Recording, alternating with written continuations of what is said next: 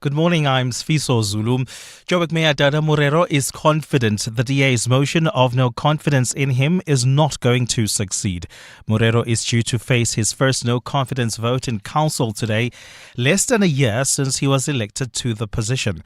The DA says rampant service delivery failures and the establishment of a bomb squad prompted the party to file the motion. Alfara Mushwana has more. Although the DA doesn't have enough votes to unseat Johannesburg Mayor Dada Morero, its regional leader Belinda Kaiser Echozonjoku insists that the party will not stand by and watch the city sink further into decay. We submitted the motion of no confidence because the mayor has failed in his duty, and we are very sad that we are here, but unfortunately this is something that has to be done. However, Morero says the ANC has done its part and is certain he'll still hold the city's top position by the end of business day. There were two meetings yesterday, one at 4 and the last one started at 10 at night just to finalize our strategy. Morero denies allegations of underperformance, saying the city has been making strides to address the metro's issues.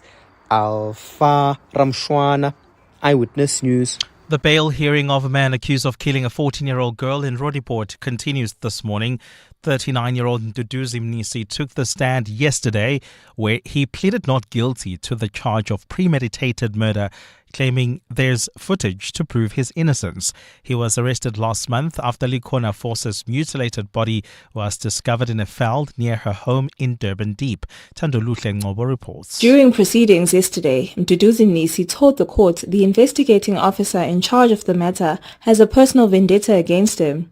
He said he had relayed information to the investigating officer to follow up on that proves he was not with the girl on the day she disappeared. Mnisi was reportedly last seen with 14-year-old Likhona Force before she vanished and later discovered mutilated. Mnisi told the court that the first time he even heard about Force's death was the morning her body was found not far from the area by community members. Today, his girlfriend will take the stand to testify that she was with him and he slept at her place the evening he was accused of killing the teen. Thandoluhle Ngobo, Eyewitness News. Gauteng residents are being urged to prepare for cold temperatures from Friday. The Weather Service has issued a warning of another cold front that's already landed in other parts of the country. Forecaster Nhlamulo Ndhlela assures people in Gauteng that no wet conditions are expected. It's just a drop in temperatures. We don't have rainfall that's expected with the system. Cold temperatures are expected in Gauteng from Friday, but into Saturday. And Sunday, you can start seeing a pickup and a development into back to winter conditions. Meanwhile, Cape Town's disaster risk management teams are on high alert as an intense cold front is expected in the city today. Lauren Isaacs takes a look. The Weather Office has warned residents to brace for very cold, wet and windy conditions. There are also warnings for rough seas, gale force winds and heavy rains that may lead to flooding. Weather Service forecaster Nhlamulo Ndhlela says snowfall is also possible over the western mountain ranges of the Western Cape. Wet and slippery roads may result in dangerous driving conditions. Motorists should exercise caution and adhere to safety measures. Strong and gusty winds over the interior may cause localized damage to structures and uproot trees. Lauren Isaacs, Eyewitness News. In North America, dozens of people have been hospitalized for heat-related illnesses as the summer first major heat wave intensifies. More than 150 people fell ill at an outdoor school graduation ceremony in New Jersey this week as the city's mayor declared a state of emergency. In Washington, 6 people needed to be hospitalized during a concert. Heat warnings are in effect from the U.S. Midwest to the East Coast, as well as in parts of Ontario and Canada, impacting more than 160 million people through the week. Gold is trading at $3,328.47 an ounce. The rand is at 17.74 to the dollar, 24.15 to the pound, 20.61 to the euro. Brent crude oil is at $68.05 a barrel. And in the traffic, we've got delays on the R21 North. This is between the Atlas Road exit and Olifantsfontein Road. This is due to a major accident scene. So if you're heading towards the city of Tshwane, this is not the time to use the R21. Rather use the N1 North instead. If you are traveling along the M1 North, we've got an accident towards Greyston Drive and it's causing delays coming out of the Killarney Bends. A fine day in store for Gauteng. The temperatures will peak at highs between 20 and 22 degrees. The top story in EWN this hour. Joburg Mayor Dada Morero is confident that the DA's motion of no confidence in him is not going to succeed today. EWN, in touch, in tune, and independent. For the latest, visit ewn.co.za or download the EWN app. Walk for something greater in the 702 Walk the Talk, hosted by Freedom Park in the city of Tshwane. Get your tickets now on primemediaplus.com. You're with Clement Manyathela on 702. Let's Walk the Talk, streaming on the Prime Media Plus app. DSTV channel 856, 92.7 and 106 FM. Hello. Dumelang. Sanmonani. Goeiemorgen. Dimasheroni abodzi. Bonjour. Welcome to the Clement Manyathela Show, the Wednesday's installment. Thank you for being with us here on 702. Always great to have you. I hope you're well this morning. I hope you're grand. If you're not, I hope and pray that things will get better as the day progresses. We start with the 702 open line. As always, 011-883-0702. WhatsApp line 072-702-1702. My goodness, so much to talk about. So take your pick. Remember Floyd Shivambu? We spoke a little bit about Floyd Shivambu yesterday. Floyd Shivambu made some claims against the MK party spokesperson, Nhlamulo Ndhlela, and claimed that Nhlamulo does drugs and is an alcoholic. Well, I interviewed Nhlamulo last night on Face the Nation, and he said he'll be taking legal action against Floyd. He said he has done a drug test and will share the results publicly, and has sent those results to Floyd as well, proving that there were no traces of drugs found in his system. So he demands that Floyd must apologize and withdraw the statement that he made. Now, here's what's concerning me about people when they try to tarnish each other's images, particularly politicians. They lie. And this is becoming normalized. And what I've picked up to be the cheapest way to attack is now on sexuality. Floyd Shivambu has been having disagreements, I think, with Sizwe Dlomo, and he made claims about Sizwe Dlomo, who's a broadcaster, that he is somehow gay, that, oh, you're fighting with your boyfriend, right? And I know that this is a thing that is used so often. Remember when Floyd Shivambu left the EFF?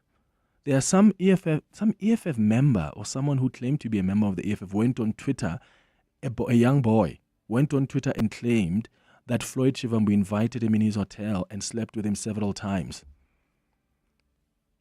And of course, there was no any evidence to those claims, but it's become so easy and so cheap for politicians to use the issue of sexuality to somehow tarnish each other's images.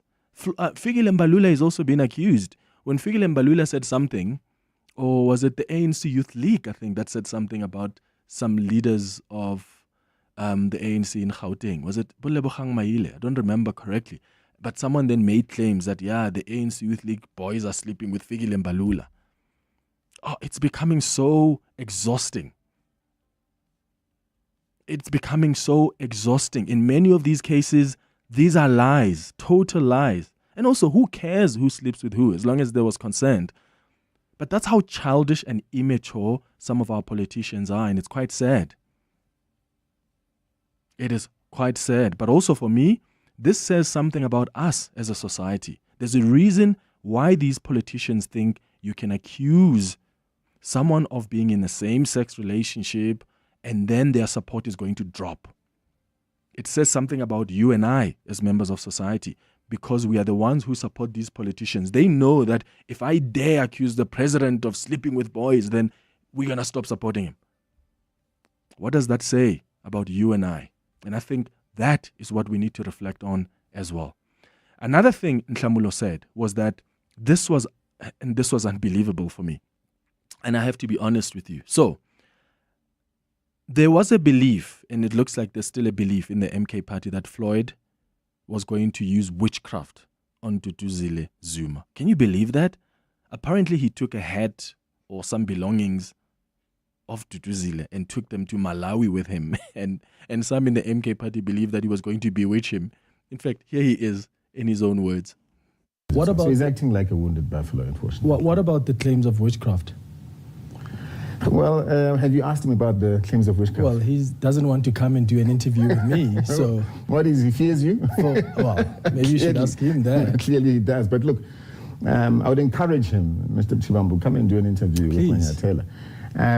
Look, some of the transcripts and the feedback was that, yes, he had taken Dudu's hat and, they were aimed to bewitch her, and this is what is obviously also circulated. And this is what it is, and that, he will then deal with that woman who's directionless. Is this part of and what this was conversation in the report? with an individual in Malawi, and that he would then ensure that when the old man passes on, he takes over the party.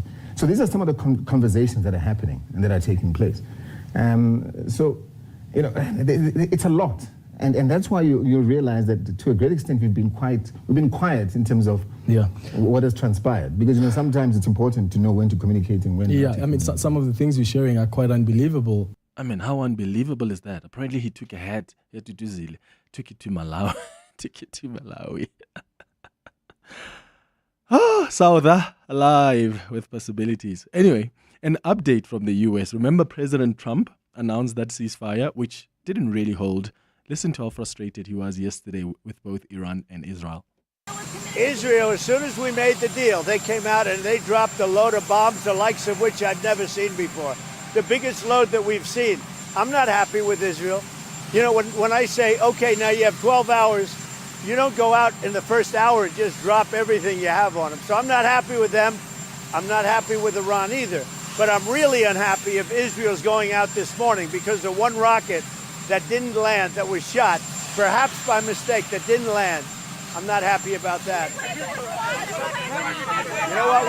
We basically have two countries that have been fighting so long and so hard that they don't know what they're doing. Do you understand that? They don't know what they're doing. That's the US president using the F word. That's how frustrated he is. And as I told you yesterday, several US presidents have been frustrated by Prime Minister Benjamin Netanyahu. Trump is not the first one. I told you about Bill Clinton and what he said recently in an interview. Joe Biden has been frustrated as well by the Israeli Prime Minister. Mr. President, do you think it's time for Prime Minister Netanyahu to do more on this issue? Do you think he's doing enough? No. Do you think he's doing enough? Even Kamala Harris has been frustrated. I have met with the families of these American hostages multiple times now, and I've told them each time they are not alone, and I stand with them. And President Biden and I are working every day to bring them home. I also expressed with the Prime Minister my serious concern about the scale of human suffering in Gaza, including the death of far too many innocent civilians. And I made clear my serious concern about the dire humanitarian situation there. So, you must ask yourself, what is so powerful about Benjamin Netanyahu or about Israel that the US presidents continue to support him and take decisions that primarily are in the best interest of Israel, even when the presidents themselves are not happy with him? What is it? Trump went and authorized a strike that was so unnecessary on Iran, that wasn't backed by any evidence that would have necessitated the attack, just because Benjamin Netanyahu wanted him to. The same president who said no more wars, the same president who said we're not going to send our military out there unnecessarily, he was forced to attack Iran. And now the same country he helped violated the ceasefire, just like Iran did. So who does Benjamin Netanyahu listen to? And how much power does he have over presidents of the US, some of whom have become frustrated with him but still gave him whatever he wants? Think about that. At 10 o'clock, we're going to have a conversation about spaza shops and who's allowed to own them and operate them in our township. There's a story of a woman who was apparently told by a Pakistani shop owner that he's not allowed to operate or open a shop in Carletonville. I was shocked to hear this, so we're going to bring her on air to tell us that story. I want to bring in the police as well because 2 Pakistani nationals have since been arrested. We'll bring in that woman to tell us the story, hopefully the police as well. I want to bring in an organization that also represents shop owners who are not locals and hear from them and what they're doing about this. At 10:30, we're going to bring in Jeff Khadebe. This is the man who's been tasked with rebuilding and cleaning up the ANC in KwaZulu-Natal following the party's dismal performance at the polls. I see that 11 regions in the province have now been dissolved. I mean, parties are preparing for elections and the ANC is still cleaning up shop.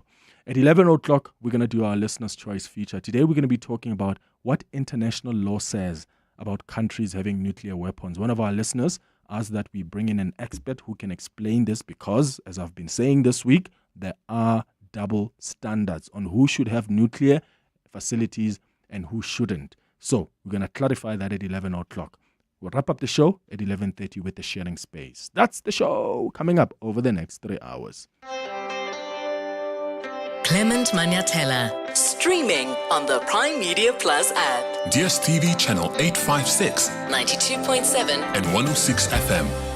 Morning, Clement, and your team there. This sometimes is funny. Who told Floyd that he's popular? Who told Floyd that he can have a party that would maybe have a majority or a party that would be voted and it would make sense? To who? And even if he wants to make party, why should he tarnish other people's names? Why should he make himself as if he's better by other people's names? He says all those things. He's been there on those parties. Why didn't he say it while he was still in the party? Why now? So that he should be relevant. Clement, Abu Floyd, they're losing it, man. The hunger of power, it's making them crazy. These politicians just get out of hand, man. It's wrong and it's disgusting. Mahlatin Midrand. Morning, Clement. This is Mokocho here from Atakiel. I'll tell you what is so powerful about Israel. Israel is controlling America. Regardless of the size, but Israel is the one that controls America. It sets the tone. It's like a small tail wagging a big fat dog, if you ask me. Mokocho, Matatiel. Morning, Clement. How are you? Hope you're good. I hear you saying and you're playing voice notes of Trump being frustrated and stuff. Trump was not frustrated. He's just a good actor. He's just a good actor. Trump is a lapdog of Israel. We know that by now. USA is a lapdog of Israel. We know that by now. So no, Trump was not frustrated. He's just good as a good actor in front of the cameras. Thank you. Spiel from Shablani. 18 minutes now after 9 o'clock. Your voice. Your station. Your open line.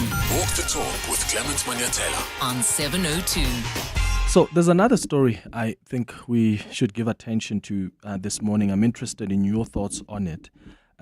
Do you know the DA Member of Parliament, Karabo Khakau? I've heard her several times on the show. She's done many interviews across the media. So she is, in fact, the spokesperson for the Democratic Alliance. She's a member of Parliament as well. She's a spiritual healer, right?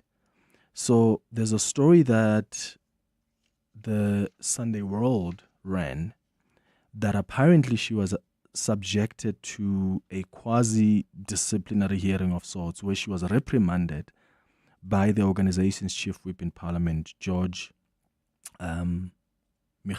Michalakis, I think that's his surname. And she was reprimanded for sitting on the floor and burping on separate occasions when she was visited by the spirit of her ancestors in the middle of the party caucus meeting. So I saw this story and I was so conflicted because I thought, I don't know, do you discipline someone for that? And by the way, I did ask the producers to get a hold of George so we can ask if indeed there was a disciplinary hearing. But Sunday World sources told them that apparently this chief whip was unwilling to understand the nature of Kakau's spiritual gifts. She didn't understand it. So I want to ask you this. How much space must we give in working, especially in a work environment, for people's cultural or religious or traditional beliefs, whatever it is, how much space must we give to that in the workplace? So, Karabo Kakao, as I say, she's a spiritual healer. She was in parliament. She starts burping because, that's the ancestors. I don't know how it works. Maybe they are coming, visiting her. She starts burping and then she sits on the floor. And that can somehow be seen as, but now you're disturbing the proceedings. Why don't you go use another room? But I guess for some people, they never know when they'll be visited by the spirits. And it doesn't have to be about someone who is perhaps you are a religious person. And I asked the producers this morning, would you be comfortable with someone just walking around the office loudly speaking in tongues? Ba, ba, ba, ba, ba, ba, ba, ba, loudly disturbing other people who are busy working. I wouldn't be comfortable with that. And that's not because I don't want people to pray in the workspace, but I think you can go find a room. And look, if you're praying in a lower voice and to yourself, that's fine. But we must always respect that there are other people around us that may not really want to hear us speak in tongues and talk to our God. So if you find a room, that's more appropriate. In the case of someone maybe who's a sangoma, who is a traditional healer, when they get visited by the spirits, what should they do? And I don't know, can you feel it before it comes? Because if you can feel it before it comes, maybe that's an opportunity for you to step out of that committee meeting or step out of that board meeting, step out of that meeting in the office and then go into a room where you can then feel that and do what you need to do. So I just want us to talk about it, and maybe you can share your own experiences about your workspaces as well. Because I know there are some companies or businesses that will allow for rooms to, people who practice Islam because they've got specific times they have to pray. They can go into that room and pray. Imagine if someone just comes, they line up, people who practice Islam, and they start praying every time at that time in the office like that. Would you be uncomfortable with that? I do think that we need to allow people to express and practice their religious beliefs and practices. We need to give space for them to do that, but we also need to be considerate of other people. So I'm just using this example of Karabo Kakao, who was burping and ended up sitting down, just as a hook for a broader conversation about what do we need to do in the workspace? How much room must we allow for whether you are a sangoma, whether you are a spiritual healer, whether you are a religious person who's speaking in tongues all around the office? How much room do we need to give? And as businesses, what are we doing to allow people to have space to practice and to express those religious, cultural, whatever beliefs that they have? How much room should we be creating for that? Let me know your thoughts, please, on 011-883-0702. WhatsApp's on 072702-1702. And that includes your form of dressing as well. There are some people who come to work, because they are sangomas and they have to wear that. What do you call it? It's not a shawl. What is it? That thing they tie. It's not a shawl. It's a something that they tie here. King, leshila lela man. Ke leshila ka Sepedi. Ipai. I want the English word, guys. Okay. So they tie this thing with a that print that most some sangomas will have. There are some people who come to work dressed in that, and they tie that, and they've got all their beads and stuff.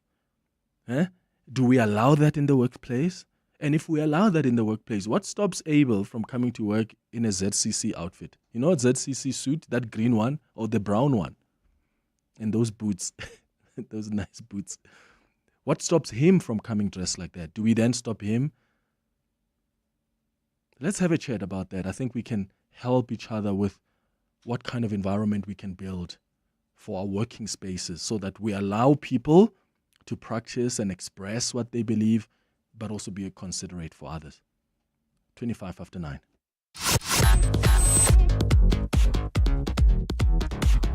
Experience the passion, drama and elegance of Carmen with the Mzansi Ballet at Peter Turin's Monte Cassino Theatre from the 11th to the 29th of June. Get ready to be mesmerized Mzansi Ballet is a dance company that identifies and cultivates young South African talent. The company brings together these emerging artists with seasoned professionals to create performances that authentically convey South African stories while respecting the cultural and historical aspects of classical ballet. Get your tickets now at Web Tickets or Pick and Pay. 702 listeners can enjoy a 50% discount on top-tier tickets for Carmen by simply entering the code 702 at checkout. Nix Maapa. We say that when something's too delicious to share, but at Pesto Princess, sharing is delicious. When you buy a 600-gram Pesto Princess soup at Spa, you'll get up to 10 Rand off this month, and we'll donate a meal to a child in need. With over 850,000 Rand in meals already donated through our partnership with Ladles of Love, we're aiming for 1 million Rand in donations this winter with your support. So go on, nourish, comfort and delight with Pesto Princess this June, only at Spa. Quiet, please. Quiet, please. Quiet, please. With 50% off on limited Tennis Town tickets, no wonder Amex card members are so thrilled. Enjoy a world-class tennis experience at Monte Casino between 11 and 13 July 2025. Buy your tickets for Amex Tennis Town online today at howler.co.za for the Championships Wimbledon experience with the Mzansi advantage. Tennis is better with Amex. The time to honor our past and step into a shared future as a team is here. Corporate hospitality and team entries for this year's 702 Walk the Talk are still open. Gather your colleagues together on Sunday, the 27th of July, to walk through the historic Freedom Park Heritage Site, past national landmarks, and finish at the Union Buildings. To book hospitality, email hospitality@raceoffice.co.za. For corporate entries, visit primemediaplus.com. 702 Walk the Talk, hosted by Freedom Park Heritage Site in the city of Tshwane, where footsteps become footprints. Your voice. Your station. Your open line. Walk the Talk with Clement Manyathela on 702. 27 minutes after 9 o'clock. The English word I was looking for is a kanga. A kanga. That's the word I was looking for. Let's start with your WhatsApp voice notes. Hi, Clement. On the subject of Benjamin Netanyahu and Israel, it's not just the US that seems to be allies with Israel, but the entire hegemony of the West, which would include regions like the UK, Canada, Australia. And something that I don't think gets covered enough in mainstream news is how this version of the nation of Israel is not the same as the biblical version of Israel. This nation was established in 1948 by the British. And so we don't ask enough questions around why the British was the authority to decide on the regional positioning of Israel and what their strategic purpose is for them.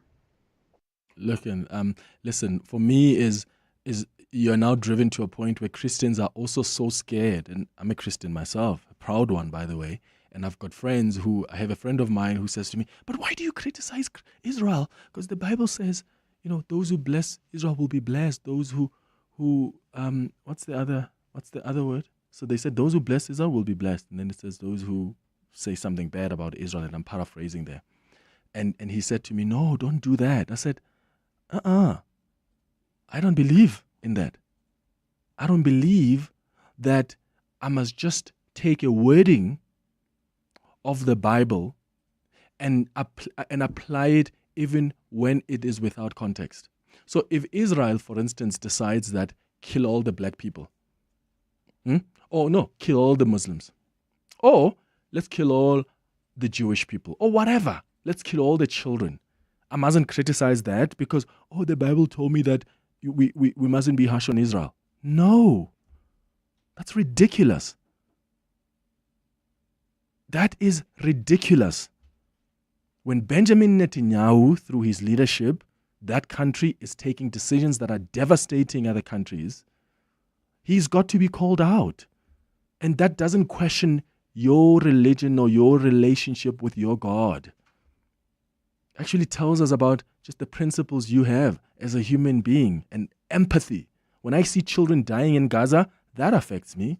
So now I must be scared to call out Benjamin Netanyahu because, some people are somehow going to question my Christian values. Please, It's 9:30. Sfiso, hi. Thanks, Clements. Good morning. The bodies of 3 men have been found at an informal settlement in Cape Town. Police suspect they were victims of a vigilante attack at Samora Machel. Investigators say the men were allegedly known by armed robbers in the area who were recently fatally assaulted. Defence Minister Angie Motshekga has assured Parliament that SANDF is more than capable of defending the country despite a dysfunctional air force. Motshekga says the force has been hollowed out over the years due to the defunding and needs of an urgent investment. The minister was responding to questions in the National Council of Provinces yesterday on the state of the country's defence capabilities. And more than 80,000 people have been displaced due to severe flooding in China. The country is grappling with a summer of extreme weather, with heat waves scorching many parts, while other regions have been hit by rainstorms. Those are the headlines. This EWN and more at 10, or as it happens. EWN Traffic. Traveling on the R21 North, bumper-to-bumper traffic between the Pomona Road exit and Olifantsfontein Road. This is due to a major accident scene reported between these 2 points. Please be on the lookout and drive with care. As a result, we're seeing delays along the R23 due to people trying to avoid the R21. If you're heading towards the city of Tshwane, like I did say earlier, try using the N1 North through Midrand instead. If you're traveling on the N3 North out of Alexandra, do expect delays approaching the Baklu interchange. That's due to roadworks. There's also slow-moving traffic along the R24 West between Ianwell Road and the Kilulis interchange. Traffic is also very slow along the N3 North towards the Kilulis coming out of Van Buren Road. I'll have more updates for you. Stay tuned. There's more EWN on air, online, and on the EWN app. Your voice, Your station. your open line Walk the talk with Clement Manyathela. on 702. 9:32, straight to your calls. Imran, you are in Rustenburg. Good morning. Yes, hi Clement. Good. So how do you practice your religion in the workplace? I just want to give you insight. Look, on the Muslim side, you got to pray 5 times a day. But basically, it's not that complicated because these days the shopping malls, the filling stations on the side of the road, Yeah. and some shopkeepers have a room where you can pray. Why most of the time the room is so you got a bit of a wash basin, you wash yourself and you pray, Yeah. and it's as easy as that, nothing complicated. And speaking to your president, she's asking what regards if there's no prayer facility, then obviously you got your prayer mat, you face Mecca, the northeast direction once you clean, and you pray and it's finished. It's not a difficult, it's not a difficult thing, yeah. But so you can do it also maybe if it's an open space office, you can do it there as well? Yes. I've seen people pray in the park, near the dam, near the Okay. lake, on the side of the highway. There's Yeah. nothing Okay. difficult. Obviously, the advantage is if you're traveling and you're a certain distance away from home, your prayer is even shorter, Yeah. All right. Imran in Rustenburg, thank you for your thoughts. Johannes, you're in Lenasia South. Hi. Clement, my take is that the first issue that makes this workplace issue a more complex one is the fact that there's lack of education around African traditions and cultures. And that lack of education creates a complexity in terms of various diverse groups understanding the requirements of African practices, 1. 2, most buildings are not equipped to provide spaces for people to practice their cultures, because space is an expensive item when it comes to building a property. And sometimes certain traditions can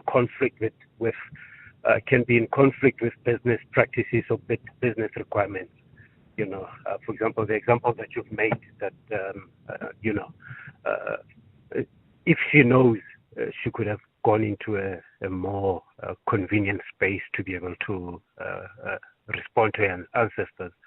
But because that is something that is not ordinary, and that is in most cases unique and specialized, there's lack of experience in that regard, and particularly the Western cultures doesn't understand that those things do happen. They are certainly viewed from a scientific point of view, that they are not practical, so making it an extremely difficult thing to do in the workplace. And in certain cases, in one of our facilities, one employee said to us, I cannot comply with health and safety regulations because I'm not allowed to wear something on my head. But whether you prioritize their culture, tradition, or their safety, then becomes a complex matter. Safety comes first, which makes it even more difficult. For us, what we've done is, as Suzuki, we have created safe spaces. So if you want to walk away from your workspace so that you are not in conflict with machines and you're not exposing yourself to risk, for example, you want to attend to your cell phone, there's a cell phone corner, designated places in the warehouse where you can simply just go stand there and pick up your phone call in a more safe space. If you want to pray, there's change rooms close to the facility so that you don't have to do it in front of people. Yeah, got it. Johannes in Lenasia South, thank you so much, and thanks for sharing your experience at Suzuki and how you are doing it. On the WhatsApp line, Anonymous says, Clement, I have a colleague of mine who always burps, who's got a calling, and it happens in meetings, and it's never really been an issue. You see, but for some people, they know and maybe they understand culture. For others, it just flies over their heads and they think, why is this person doing that? And why are they doing it in front of people? So again, I ask, what room should we create for people to practice, to express their religions, their cultural beliefs in the workspace without pushing the boundary too far? Because I do think we can get to a point where we push it too far. Hence, I'm asking about uniform as well, because I've seen people who come with a kanga, when they're a sangoma, they dress up like that. And I'm not saying that shouldn't be allowed, but I'm saying what stops then Clement from coming and saying, I'm here with my ZCC suit or my IPHC or like whatever. I come in that and I say, this is how I'm going to dress up. Yeah? There was a case with the SNDF. Remember there was a case at the SNDF of a soldier who wanted to wear a hijab. And I think she may have ended up winning that case in court. I must just go in and verify that. And I remember at the time when we spoke about it on the show, my biggest issue was safety. Like, if that becomes a hindrance in you executing your responsibilities in a safe manner, then that's a serious conversation you need to have with the employers, because they are the ones that will be held accountable. If whatever you refuse to comply with based on your beliefs was the reason why actually something happened to you, for instance, or other people's lives were put at risk. It is really so complex, as Johannes says. Good morning, Clement. Wow, spirituality and the spirit. You know what I believe in and what I know is the spirit of the prophet is subject to the prophet. Meaning the spirit can't just come, You as the person or the embodiment of the spirit would give vent to the spirit to take effect. If anything that just bulldozes you, and no, not at all. Especially if it's a spirit of truth, it's a spirit that understands, it's a spirit of knowledge. Never, not when things are happening like that. The spirit might take you out of that meeting or whatever to a place where you can be able to exercise that, not just in the midst of everything, then you start speaking in tongues, Rabashata Labaya. In the meeting, the spirit of the prophet is subject to the prophet. Matuto Centurio. But Tito, sometimes, I don't know, like, can the Holy Spirit in Jay just arrive? Doesn't that happen? Like, Jay, it could happen now, right now, while I'm on air. So don't be surprised if I start talking in tongues. It's 20 minutes now before 10. 702 Afternoons with Relebohile Maboja, 1 to 3 p.m. Johan, from your experience, have you seen any deep fake cases yet reach the courts where precedents have been set already? I have read about it, especially in the US. Whether it is creating precedents? I'm not sure, because I think we're still trying to find our feet here. But how do you prove whether that's a deep fake? So I think the case law around a lot of these AI conversations is still maturing. Johan Stein, human-centered AI advocate. 7:02 afternoons. With Relebohile Maboja. Let's walk the talk. The Maibuye Africa concert returns for its third electrifying edition this month, presented by Billy Munama in partnership with the Joburg Theatre. This musical experience takes place on the 28th and 29th of June. The lineup features 6 show-stopping guest artists: Zoe Modiga, Judith Sipuma, Malé, Berita, and the iconic Soul Brothers, each bringing their unique voice to this powerful celebration of culture and identity. Tickets are available from webtickets.co.za. Excuse me, can I speak to someone in charge? Of course, sir, at your service. My wife came here to buy masking tape yesterday, but came home with rubber ducks, picture frames, hula hoops, and jelly beans. Yes, sir, that does tend to happen. Well, this keeps happening. Oh, is that glitter glue for $19.99? Indeed, sir. And chattering teeth, also $19.99? The crazy store. A solar garden light for $49.99. A horoscope keychain for $19.99. Barbie toys for $19.99. Hey, you never know what you might find. A sponge for the bath for $29.99. Satern, you've just graduated cum laude, but nothing says you're a genius quite like selling your car to We Buy Cars. Absolutely. My car was an 18th birthday present, and it's time to move on to something a bit more mature. So where did you hear about We Buy Cars? All of my friends are using We Buy Cars. I would have had legit FOMO if I hadn't used them. And it was so quick. I did it on my laptop while sending around my CV. Smart move, Tone. Graduated and upgraded.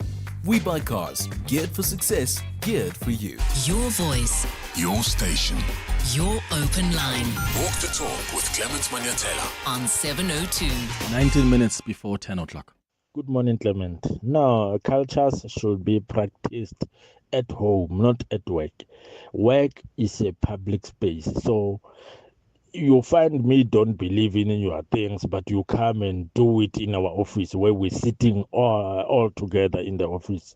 Do your things in your home, in your private space, not at work. No. It's a no for me.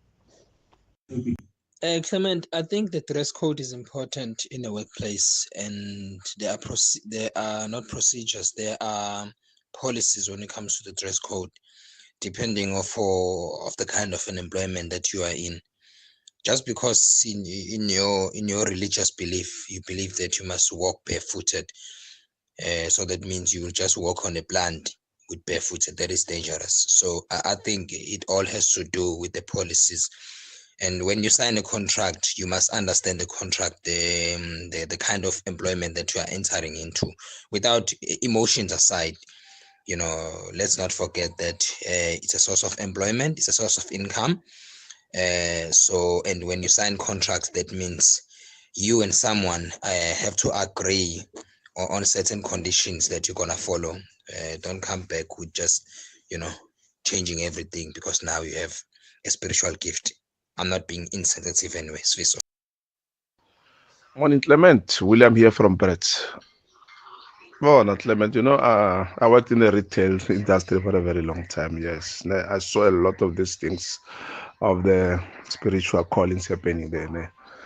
Yeah, but this was once this lady. There was a cashier, and then it was a busy Saturday morning, rush hour at around 9-10 o'clock. Then sister started was calling her.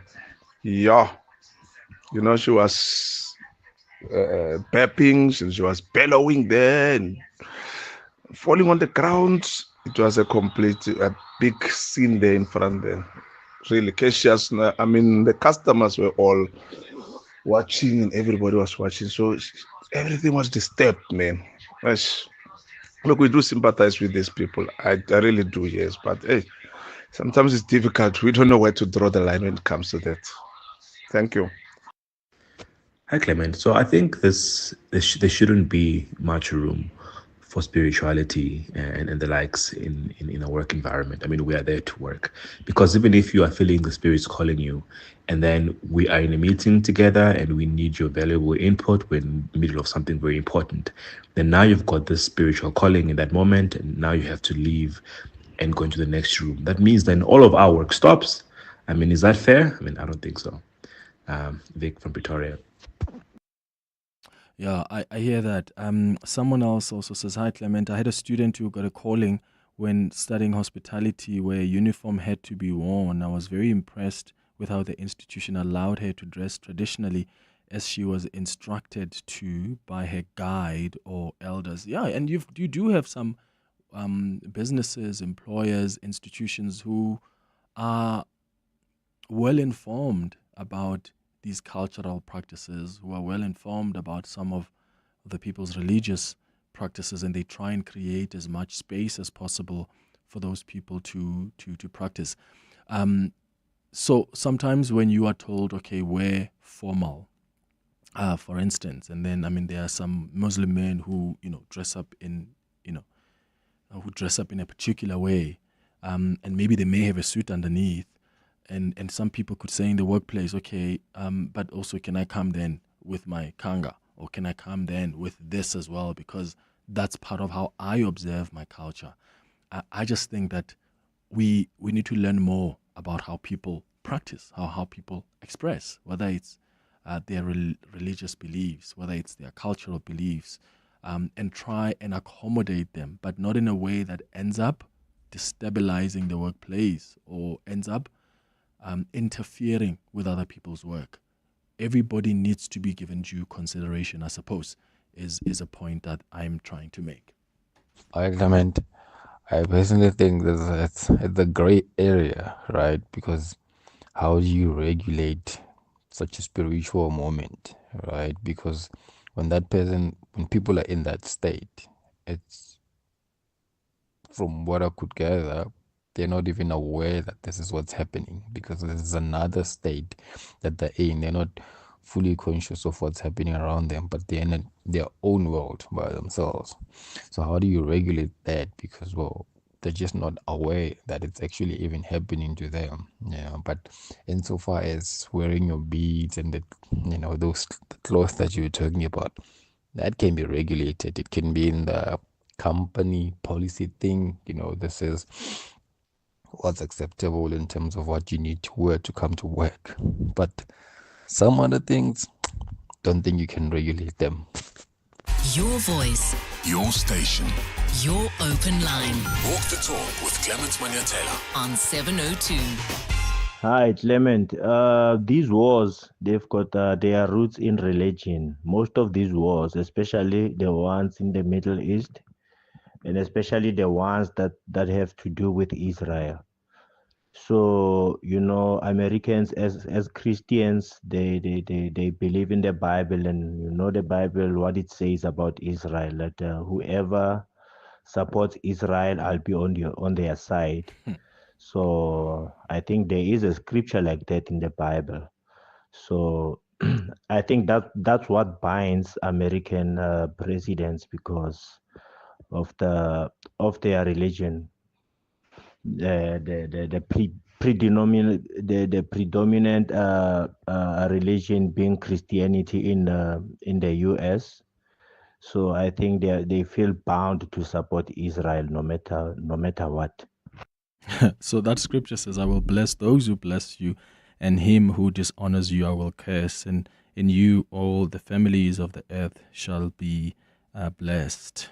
Right? That is, I think, was from, according to Genesis, God's covenant with Abraham. And so that's been mentioned a lot when people talk about Israel. I think, in fact, someone says, hi Clement, Lee says, Clement, I support Israel, but not Netanyahu. He's trying to stave off the corruption charges against him through his actions. Another one says, Clement, thank you for saying this out loud. I'm a Christian and I left the church because the pastor told us to pray for Israel so we can all be blessed. The whole 2 hours. The whole 2 hours hanging there. What happened there? Why am I not seeing that? The whole 2 hours in the church while they were bombing Palestine. I haven't been able to step my foot in the church ever since. Wait, so your pastor says to you, for 2 hours, let's pray for Israel. Israel that was busy killing children in Palestine. And of course, there's nothing wrong with praying for Israel. Absolutely nothing wrong with that. But you would think that any pastor who has empathy would actually say to you, let's also pray for Palestine, where Innocent children, women and children are being killed. And that's the problem I often have. That's why people leave churches. And I say, have a relationship with your maker. Stop idealizing your pastors and putting them on pedestals.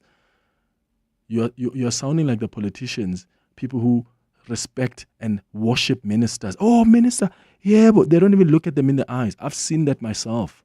I have seen people who serve ministers, they can't even look at them in the eye. Because to them, these are their gods. That's ridiculous. That's rubbish.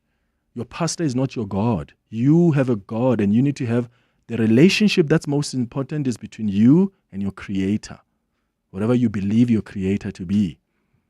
But we have somehow replaced that with our pastors. So that's why when your pastor says one, you can't even question that. Because whatever the pastor say must be true. I'm sorry, I don't want to prescribe to a religion or a relationship with a pastor like that. I'm an individual that has thinking capacity, and it's okay for me to question things. Hence, I'm asking you, if you so believe in the Bible that says, those who curse Israel, they'll be cursed. And nobody's cursing Israel here. I mean, I'm not cursing Israel. I mean, I'm criticizing it for how it's been handling itself. The same way I've criticized Hamas for what they did on October 7. I'm saying you are wrong. If Israel wakes up tomorrow and say, kill all black people, what, we're going to be spending 2 hours in a church praying for Israel? Rubbish. It's 9 minutes before 10. 702 delivers on the matters that matter to you. Good day, 702 listeners. My name is Nhlamulo Ndhlela. I am from Centurion. I love 702 because it is the source of reliable information for me. So when I wake up on daily basis, before I go to work, I listen to the station to get to know what's happening around the country, where I will be stuck on traffic, and everything that I need to know about the country as a whole. I listen to the station because I know for sure that I'm going to get reliable news. And yeah, for me, this is the only station that I can listen to. It is one of the best talk radios in the planet. Thank you for sharing your thoughts. so we can deliver more on what matters to you. 702 listens. Let's walk the talk. Step outside of the everyday and into a dream. South African Airways flies direct to Perth 5 times a week, opening the gateway to all that Western Australian has to offer, from sun-drenched beaches and ancient landscapes to world-class wine and wildlife. Western Australia is ready to amaze. Book your flight to Perth now at flysaa.com or contact your travel agent today. SAA is ready to take you where wonder lives. It's a tough day for Mark. Tight deadlines and challenges everywhere. But Mark can rest easy, because when he bought his Hino 700 2845 truck tractor, he received a complimentary service plan covering up to 210,000 kilometers for short haul and up to 280,000 kilometers for long haul. Nice one, Mark. Visit your dealer today to find out more about this limited time offer. Hino, all the way. T's and C's apply. Invest in peace of mind with the water tank from Cashbuild. Store water for your garden, your home, your family, and save every drop. We have tanks of all sizes built to last, so you can have water on demand. Plus, Cashbuild offers free local delivery. Get your water tank at Cashbuild today and start saving. Cashbuild, quality building materials, tools, paint, and hardware at the lowest prices. Your voice, Your station. your open line Walk the talk with Clement Manyathela. on 702. 7 minutes before 10. Good morning, Clement. Man, this topic, ne? Ish. Yeah, we all have different beliefs, cultures, etc. But the workplace must be neutral, man. There are people who don't believe in anything. There are people who don't believe in God. There are people who don't believe in tradition. There are people who don't believe in anything. So, workplace must be neutral. Just like, for example, we have a big brand which is SABC, with so many, a lot of radio stations. It must be neutral. If it was according to me, I was gonna make sure that every station doesn't talk about religions or religious stuff or beliefs, because of it needs to be neutral. Thank you. Tabang Ubrine Chibale, David Toll. I'm staying in Boxburg. But yes, we Mandela Park section 2 Nyabonga. Itaraso. Okay. Yeah, okay, sure. I hear the concept of neutrality, but I think people must be allowed to practice and express their beliefs. That's okay. But also, I just feel like also as a country, I mean, we've gone through so much, colonialism and apartheid.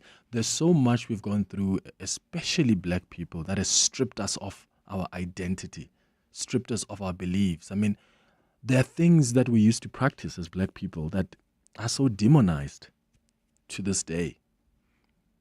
They're so demonized. You know, there's still people who call sangomas witches. Do you know if someone comes in a kanga here who's still, training to be a sangoma, there are people who look at them weirdly like, oh my God, they practice witchcraft. That's how backward we are. And we've allowed those systems to really strip us of what and how we used to practice our beliefs. It's so sad. It is absolutely sad. And I've said to you before that I worry that even in 10 years' time, because I used to say 20 years, but 10 years, I bet you we're going to get to a place where many households are just even speaking English. Nobody speaks their mother tongue. That's where we're heading to. We see it a lot. When we chill with our friends, what language do we speak? All of you limapedi, kamoka, libize libolela sekgowa. Or niyakwazi ukukhuluma isiZulu, nibhizi nikhuluma isilungu, when all of you can speak in isiZulu. And that's my biggest fear. And I hope and I pray that I am not going to lose my identity like that. I hope I can raise children who are still going to know how to speak Sepedi. I hope I can do that, because I worry in 10 years' time, now it's forget even about our beliefs, because that is also quickly fading away.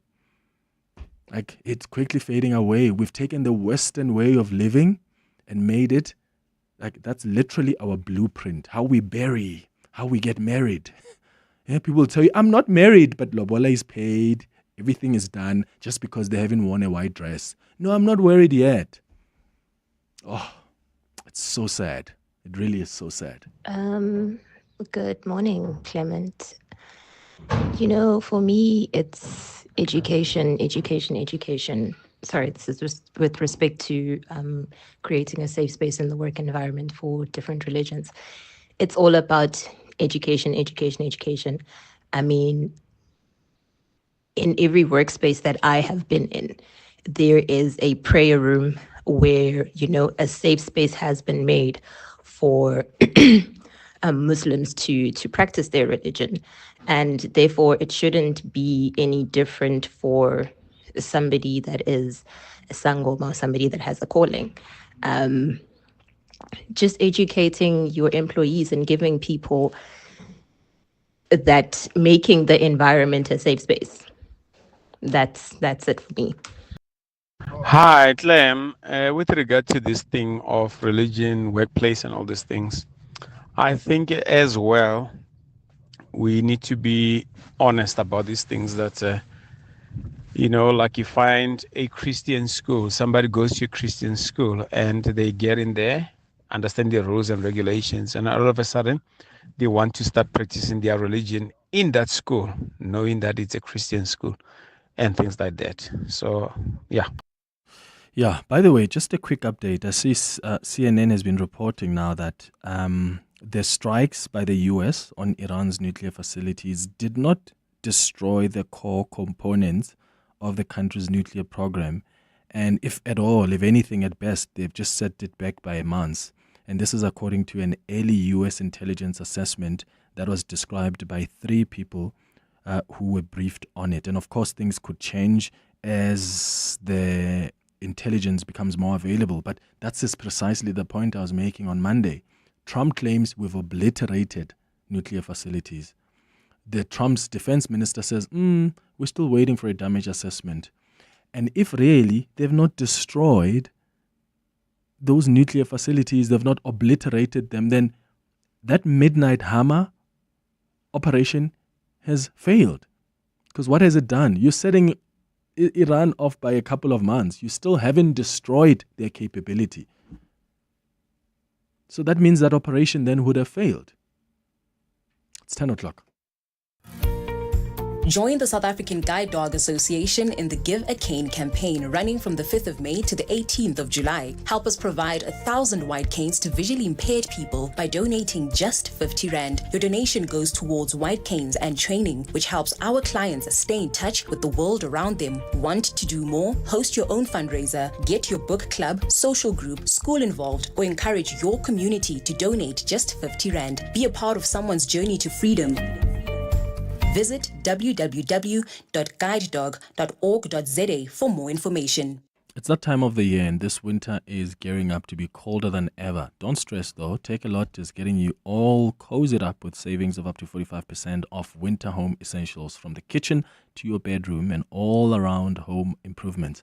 You can get it online and delivered for free on the same day with Take a Lot More. Download the Take a Lot app to get everything you need this winter. It all starts with FNB Private. With secure, easy payments for a hassle-free overseas holiday.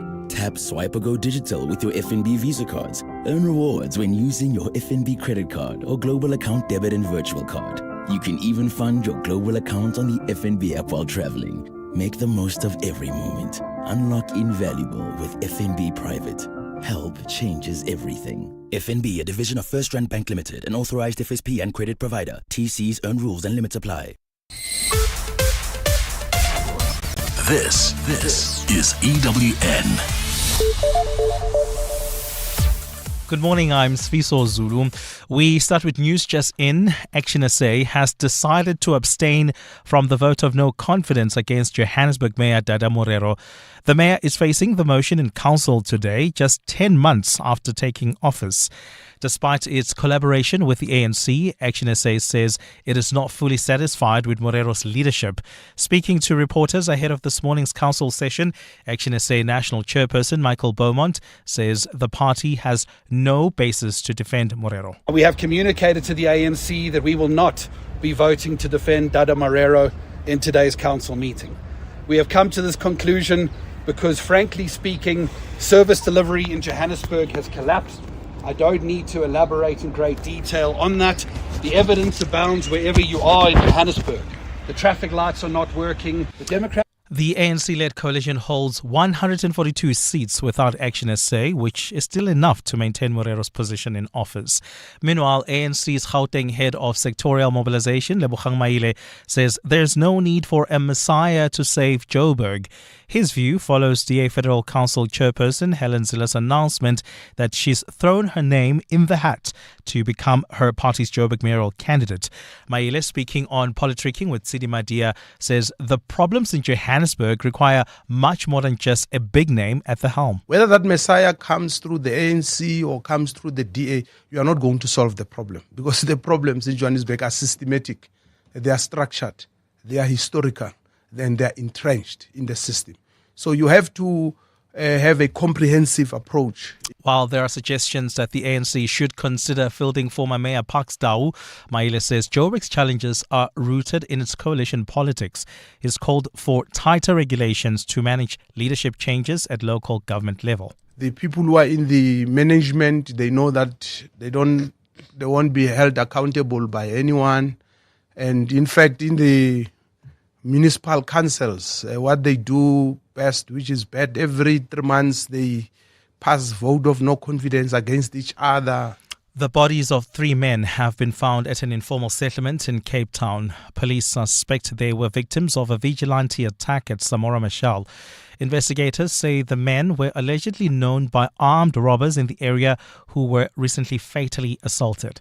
The police's Andre Trout. Vigilantism is condemned in the strongest possible terms. Such acts are not only unlawful but also undermine the rule of law. We urge any person with information to come forward and assist in bringing those responsible to justice.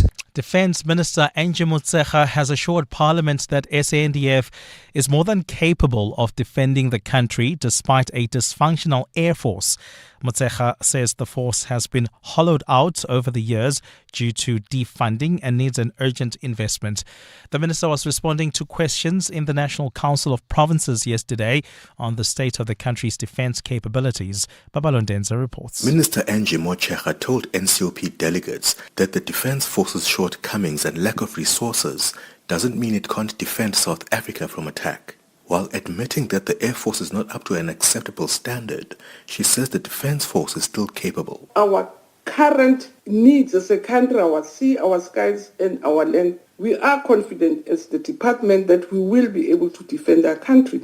Motshekga reiterated the need for more funding. Though, as I said, we could do with more if the budget situation changes. But for now, I can promise you, if there are floods, we are there to be able to help. If there's snow, we are there to help. She says she's already engaging National Treasury and the Presidency to find more resources. Babalo Ndenze, Eyewitness News. And more than 80,000 people have been displaced due to severe flooding in China.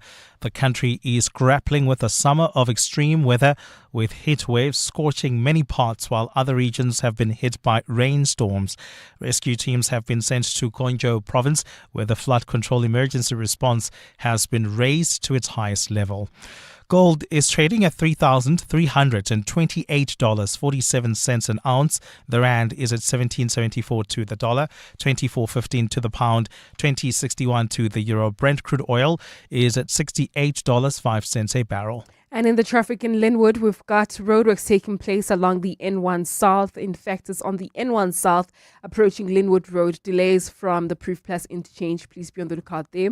While traveling on the R21 North towards Tembisa, more delays due to roadworks. This is just as you come out of the R23. And there's also slow-moving traffic on the N3 North between Marlborough Drive and the Buccleuch interchange.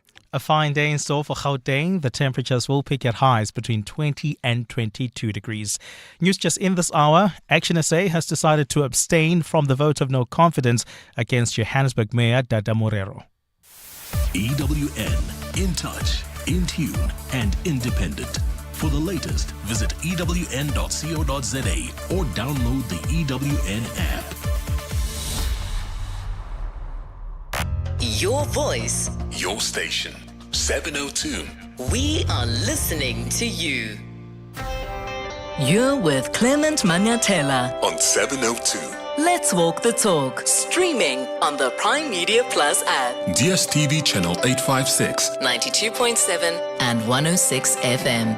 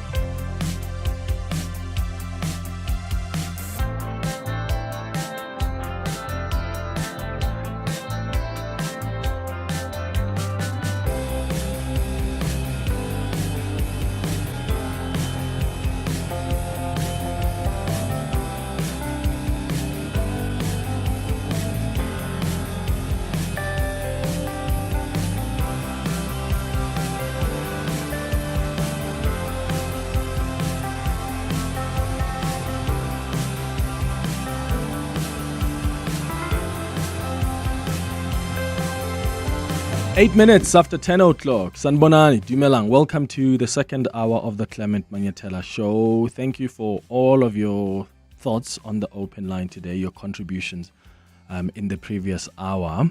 Remember, at 11 o'clock, we are going to do our Listener's Choice feature. This is where we give you an opportunity as the listener of the show to tell us what you want us to talk about. And today, what we're going to do is talk about the international law and what it says about countries having nuclear weapons. One of our listeners asked that we bring in an expert who can just clearly explain this, because it looks like there have been double standards about who can have nuclear weapons and who shouldn't. So that's a conversation we're going to have at 11 o'clock. You're with Clement Manyathela. 702. We start the conversation now about spaza shops and who is allowed to own them and operate in our townships. There's a story of a woman who was apparently told by a Pakistani shop owner that she's not allowed to own a spaza shop in Carletonville. Her name is Maryna Wolfaardt, and she's going to speak to us in a moment. But she says she's been saying that she lives in fear after laying criminal charges against a group of business people she claimed threatened her against opening a grocery store near shops. This is in Carletonville, right? And among them is a Pakistani businessman who was arrested along with another man. I know the Gauteng police have since said that they confirmed the pair were arrested, and I think they were released on bail at some point as well. But I just want us to hear from this woman what her experience has been. But I want to hear from you as well. What are you seeing in your communities? Because it's a fact that a lot of our townships are dominated by spaza shops that are owned by foreign nationals. When you go to Soweto, you go to other townships, you see a lot of, where I come from as well, where I grew up, you see a lot of shops owned by foreign nationals. And we're not saying that is not allowed, that's not okay. I'm just worried if we are not going to allow locals to also open shops. And for foreigners who are owning the shops think this is their industry and nobody else can penetrate that. That's where the concern would be for me. So share your experience with us, maybe from where you live. Maybe you live in Johannesburg, well, in the suburbs now, you don't see this, but when you go home, it's something you've interacted with. What have you observed? Maryna joins us now. She's a businesswoman who's calling us on the line. Please, Maryna, thank you so much for making time for us. Good morning. Good morning. Yeah. Please, can you just explain to us what happened? So from what I was able to pick up is you wanted to open a shop, a grocery store in Carletonville, and then what happened? Yes, that's correct. We were going to open a grocery store in Carletonville, Valferdine. The Pakistanis told us we are not allowed to open a grocery store. We should open another store. And we told them, no, we cannot do that. We want to open a grocery store. So they have been harassing us for more than 3 weeks, telling us we should open another shop and not a grocery store. They will show us what they will do to us if we open the shop by threatening us. And as we said we had enough, we went to the police station to go and see what we can do about the situation. Then it was at night, 7 p.m. So they told us the next day we need to go to open a case for harassment against them. And as we came out from the police station, the Pakistanis was already standing there waiting for us. And maybe 2 blocks away from the police station, there's a Pick n Pay behind the Pick n Pay. They went on the way. We were blocked by 4 cars. They jumped out and my husband get out of the vehicle and he started to run. And they shot a firearm on him twice with an illegal weapon. When I tried to phone the police, the guy, Bob, he grabbed the phone from me and he pushed me down. I fell on the floor, bumped my head against the bucky. The police arrived that time on the scene, and I ran towards my husband to see if he's okay, if he has been shot or anything. And then 2 of them were arrested the following day, but 3 suspects is still on the run. So, hold on. How do we know about the firearm that they use, that it's illegal? Is that something the police confirmed? Yes, they found the cartridges there on the scene. And they confirmed that they used an illegal firearm? That's correct. Okay. So, did they explain to you exactly why, especially in the area where you wanted to open this grocery store, are there lots of shops there that are owned by foreign nationals? Yes, all of them are foreigners. There's 3 shops that are South African shops. The rest is all foreigner shops here. Jeez. So what are you going to do next, Maryna? I'm going to bring in the police in a moment, but I understand that they've arrested how many people? I think they arrested 2 the last I checked. Yes, they arrested 2 and they are out on bail as well. Yeah. Are you still going to go ahead with opening that grocery store? Yes, I am. Are you not worried about your safety? No, not at the moment. Okay, because I mean,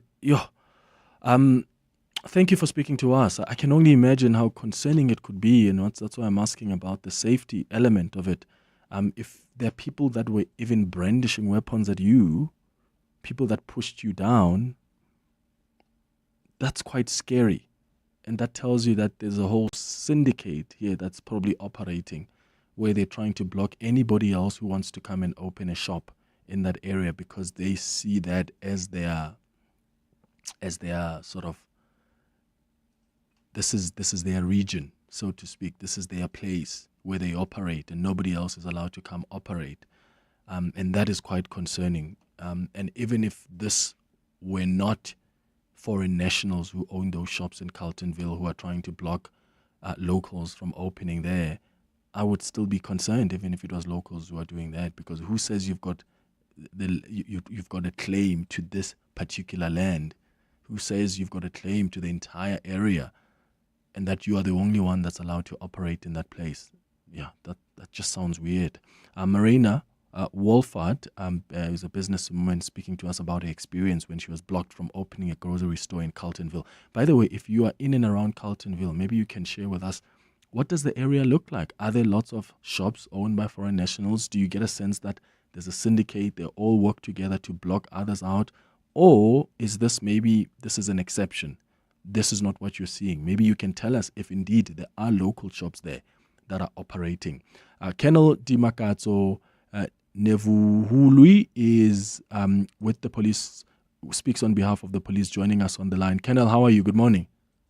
Good morning. How are you, Clement? I'm good, thanks. So what are you able to share with us about this incident involving Maryna in Carletonville?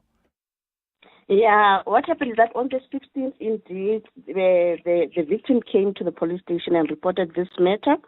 And on the 19th, 11 people were brought in for questioning. No, actually not 11, sorry, 5 people were brought in for questioning. And out of those 5, only 2 were identified as suspects, and they were arrested and they were charged with discharging a firearm in a municipal area, intimidation, and assault. And then subsequently, they were released on a bail of 1,000 rand each. And then the case was remanded to the 21st, whereby after they appeared, the case unfortunately was not enrolled as per the state prosecutor's instructions for further investigations.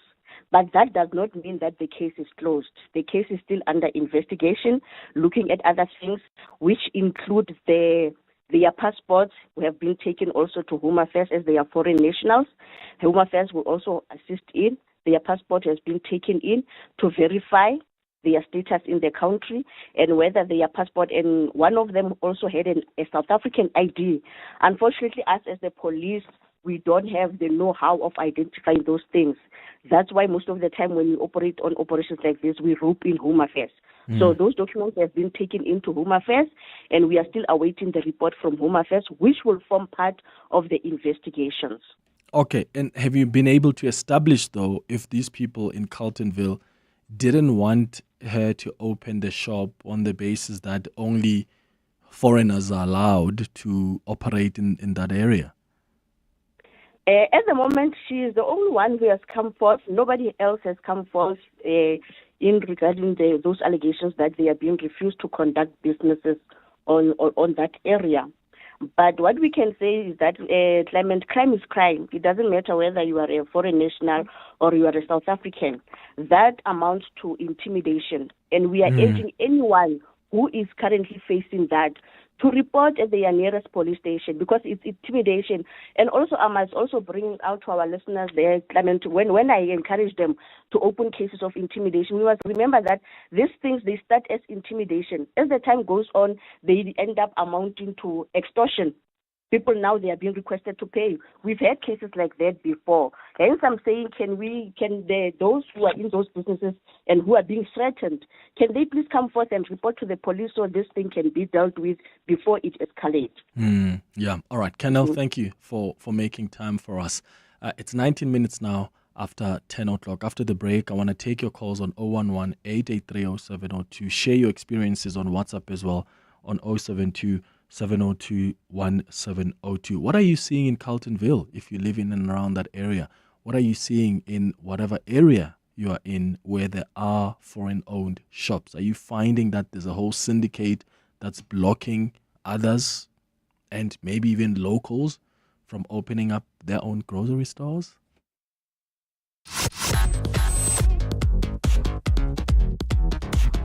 Looking for some feel-good news? Well, Jermaine, a 43-year-old man, feels like a winner because he switched to Outsurance and now saves a mind-blowing 360 Rand a month on the insurance for his 2021 Mazda 3 1.5 Dynamic. Get a quote today and see how much Outsurance could save you on your car insurance. Call 08600 60,000 or visit outsurance.co.za. You always get something out. Licensed, insured, and FSP. T's and C's and information online.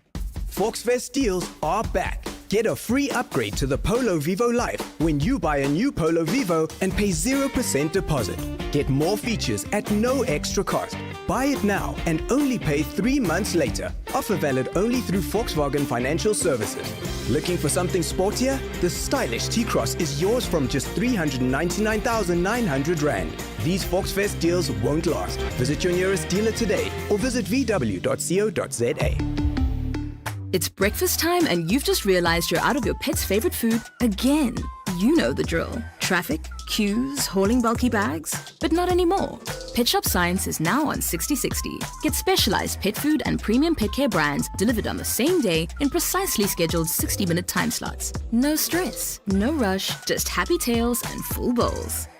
Pet Shop Science, the science behind happy pets. Available in selected areas only. T&Cs apply. This week marks the final installment of Season 4 of R&B Africa Focus on 702, and we're shining the spotlight on Africa's competitive edge in global markets. Join award-winning journalist Crystal Odison for one last deep dive into the sectors and strategies positioning Africa as a force in world trade and investment.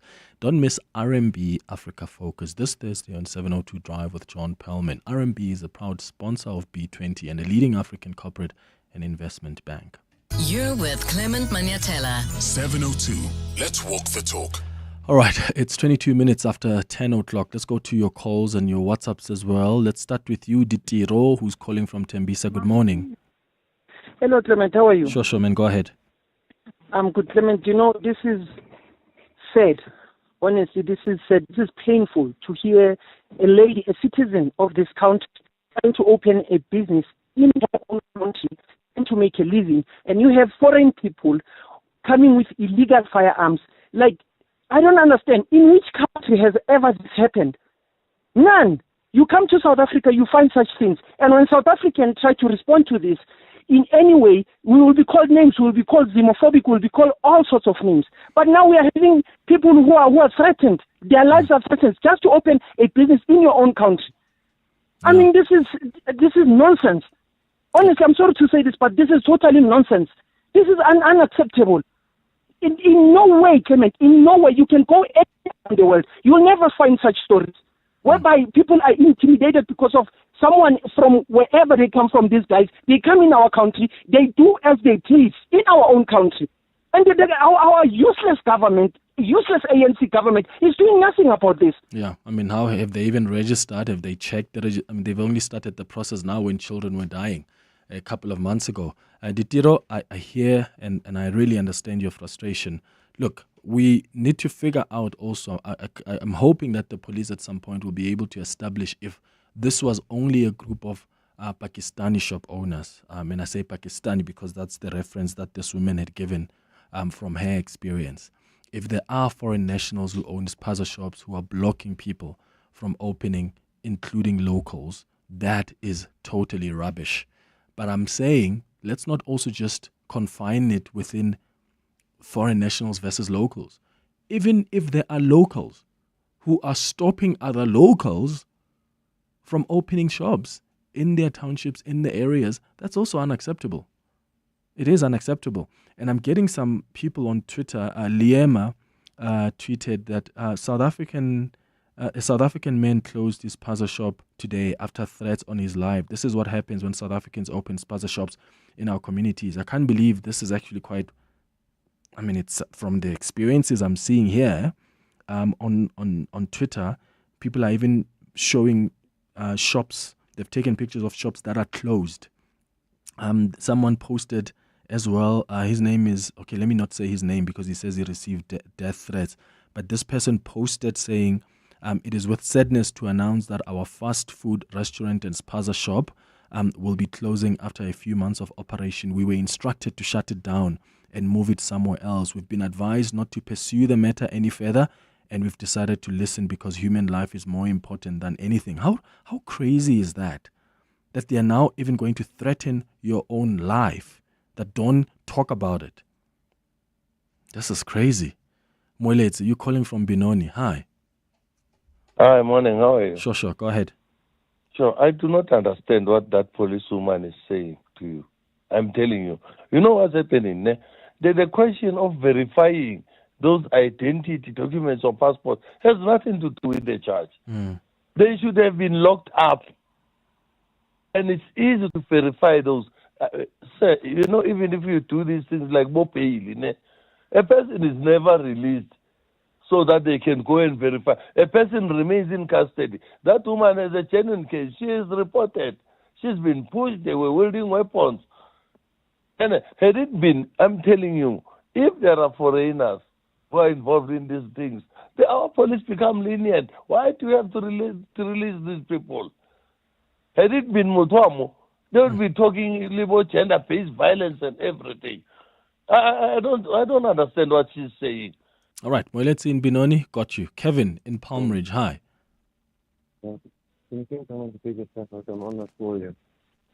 Hi, Kevin, can you hear us? Hi, how are you? I'm good, man. Go ahead. We currently in a place called Palm Ridge. It's south of Alberton. And this area where we stay in is run by foreigners. Everything is unsafe. So you run a business in Palm Ridge, but there are a lot of foreign-owned businesses there. Yeah. How have they treated you guys when you opened your business? Well, first of all, in a business perspective, most of their stuff is stolen goods, stuff like that. And for us to actually even compete with them is impossible. And nothing gets done about it. You report it, and then you find that the same truck or the same stolen vehicles are there the next day and stuff like that. Okay. Thank you for sharing that with us, Kevin, who says they're running the business there in Palm Ridge. And it looks like they've had issues there as well with just going ahead and opening their own stores. Let's go to some WhatsApps.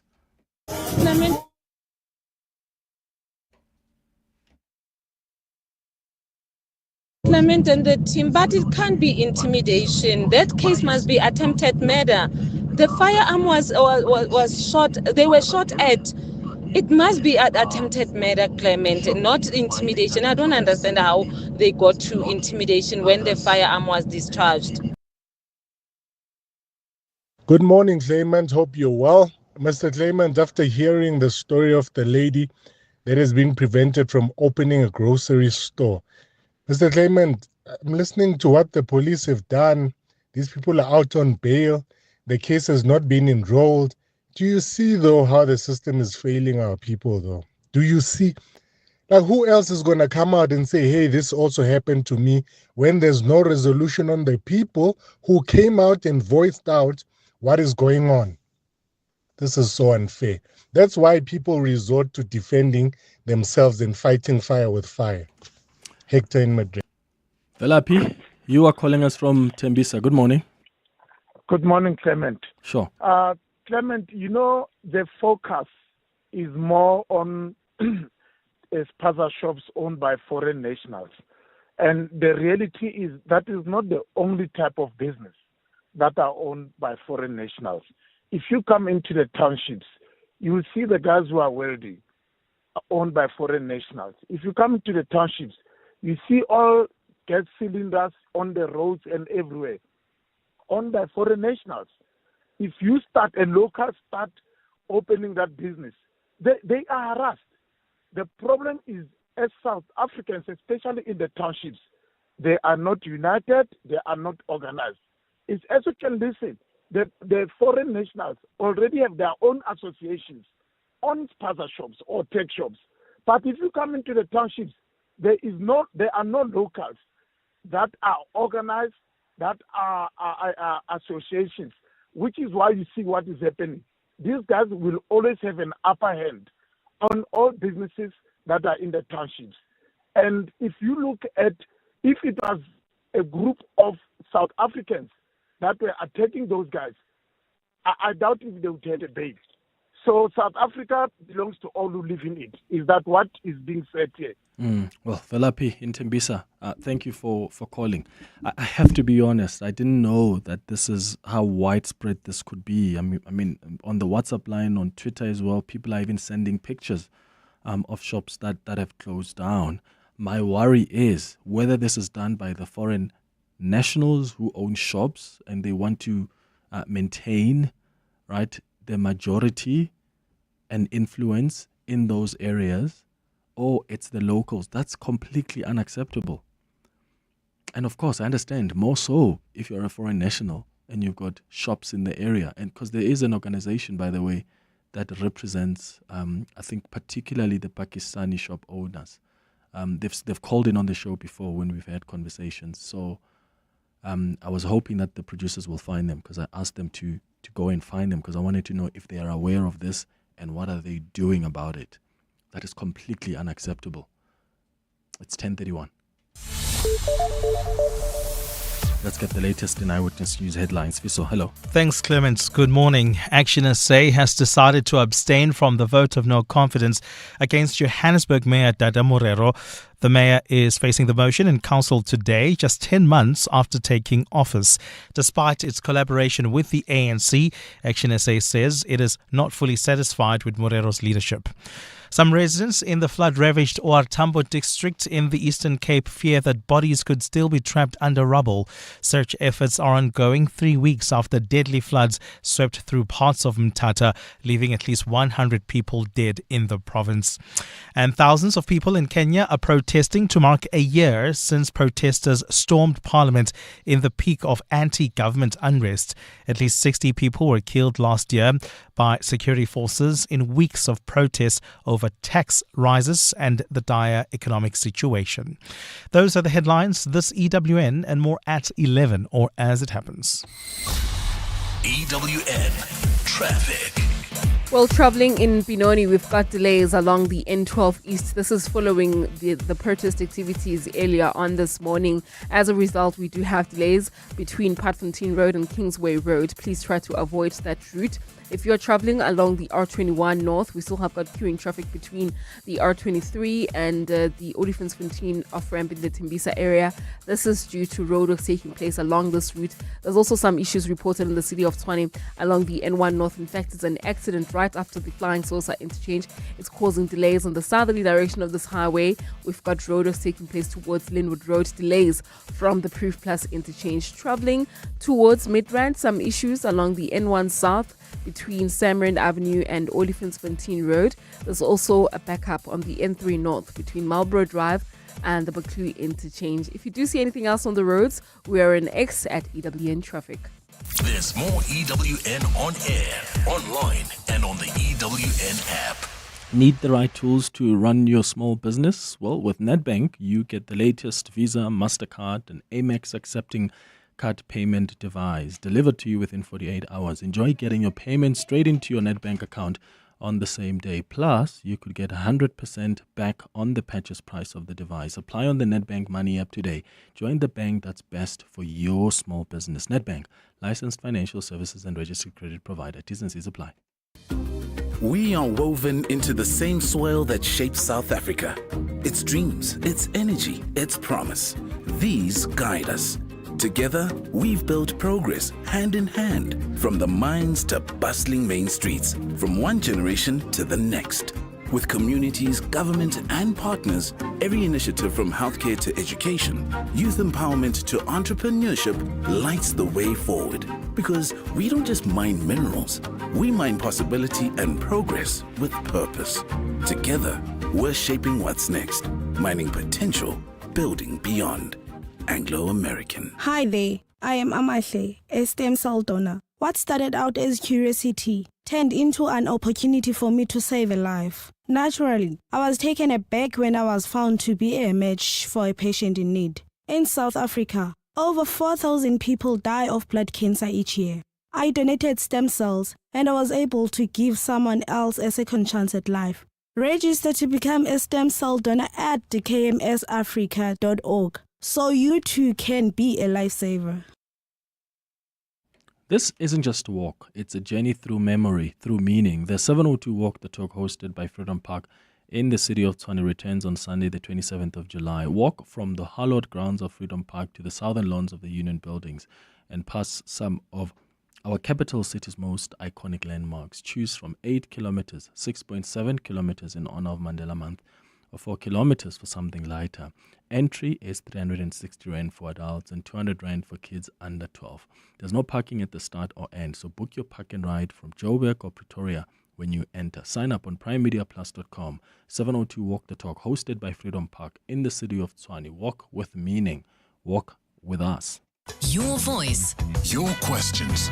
Your morning radio with Clement Manyathela. This is 702. 24 minutes before 11 o'clock. We start the conversation now with Jeff Hadebe. This is the man who has been tasked with rebuilding and cleaning up the ANC in KwaZulu-Natal following the party's dismal performance at the polls. The ANC in KwaZulu-Natal has now reconfigured its regional executive committees across the province after their term of office lapsed, effectively dissolving about 11 regions in that province. Jeff Hadebe joining us now via Zoom.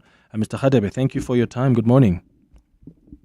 Good morning, Clement, and all your listeners of 702. Thanks for inviting me to your show. So I know this is important work that's being done in Johannesburg, in Gauteng, and in KwaZulu-Natal, but you've got parties now that are preparing for elections next year, and you're still trying to clean up house as the ANC. Are you not worried about time that you're losing from campaigning? Well, first of all, Clement, let me correct you when you say that we have dissolved the regions. We have not dissolved the regions. All their term of office expired as at the end of May of this year. So what we have done, authorized by the provincial task team, the provincial working committee, on Friday, establish 11 regional task team that are responsible for rebuilding and renewing the ANC. Oh, so their terms of office had ended in May? Yes, that expired. And then so the there's elections, no hiatus. Are there not going to be any Come elections? again? Are there not going to be any elections? Are those regions now going to be run by task teams?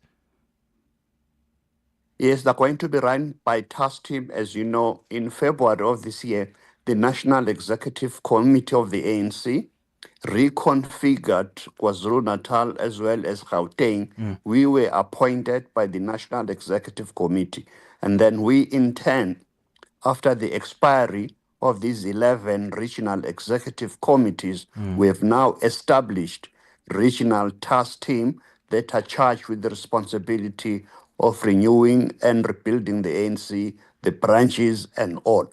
Okay, thank you so much for that clarification. So the question about elections and campaigning, are you not worried that this is now taking so much time that by the time elections are here, you haven't really done enough groundwork in as far as campaigning is concerned, because you're spending so much time also maybe cleaning house?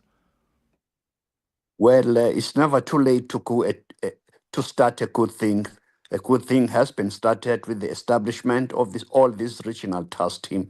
I'm happy to indicate to you, Clement, that this past weekend on Saturday and Sunday, the Alliance in KwaZulu-Natal had a very productive and fruitful local government and service delivery summit where we were speaking with one voice with our partners in COSATU, SACP, SANCO, as well as other progressive formation to ensure that we are well prepared for the oncoming local government elections in 2026. So everything is on track as we speak. And of course, we care about KwaZulu-Natal because it's quite a critical province for the African National Congress. And in fact, just broadly, even a lot of political parties would spend a lot of time there because that's where they know they want to get as many numbers of voters as possible. One of the tasks, I think, was to audit branches and verify membership to ensure the party's processes are credible ahead of the elections. Are they credible? What have you found together with your team in as far as the state of that province is concerned? Well, I need to clarify that point as well, that the National Executive Committee has also adopted a new membership system. So that is why at this moment in time, the leadership of the province, together with this established regional task team and our branches, we're going to be starting that process, continue with that process of verifying each and every member of the ANC in KwaZulu-Natal to ensure that they are aligned to the new membership system. We did try it at the last meeting of the National Executive Committee in March. The new membership system is foolproof as far as IT is concerned. We are believing as the ANC in KwaZulu-Natal that all systems going forward.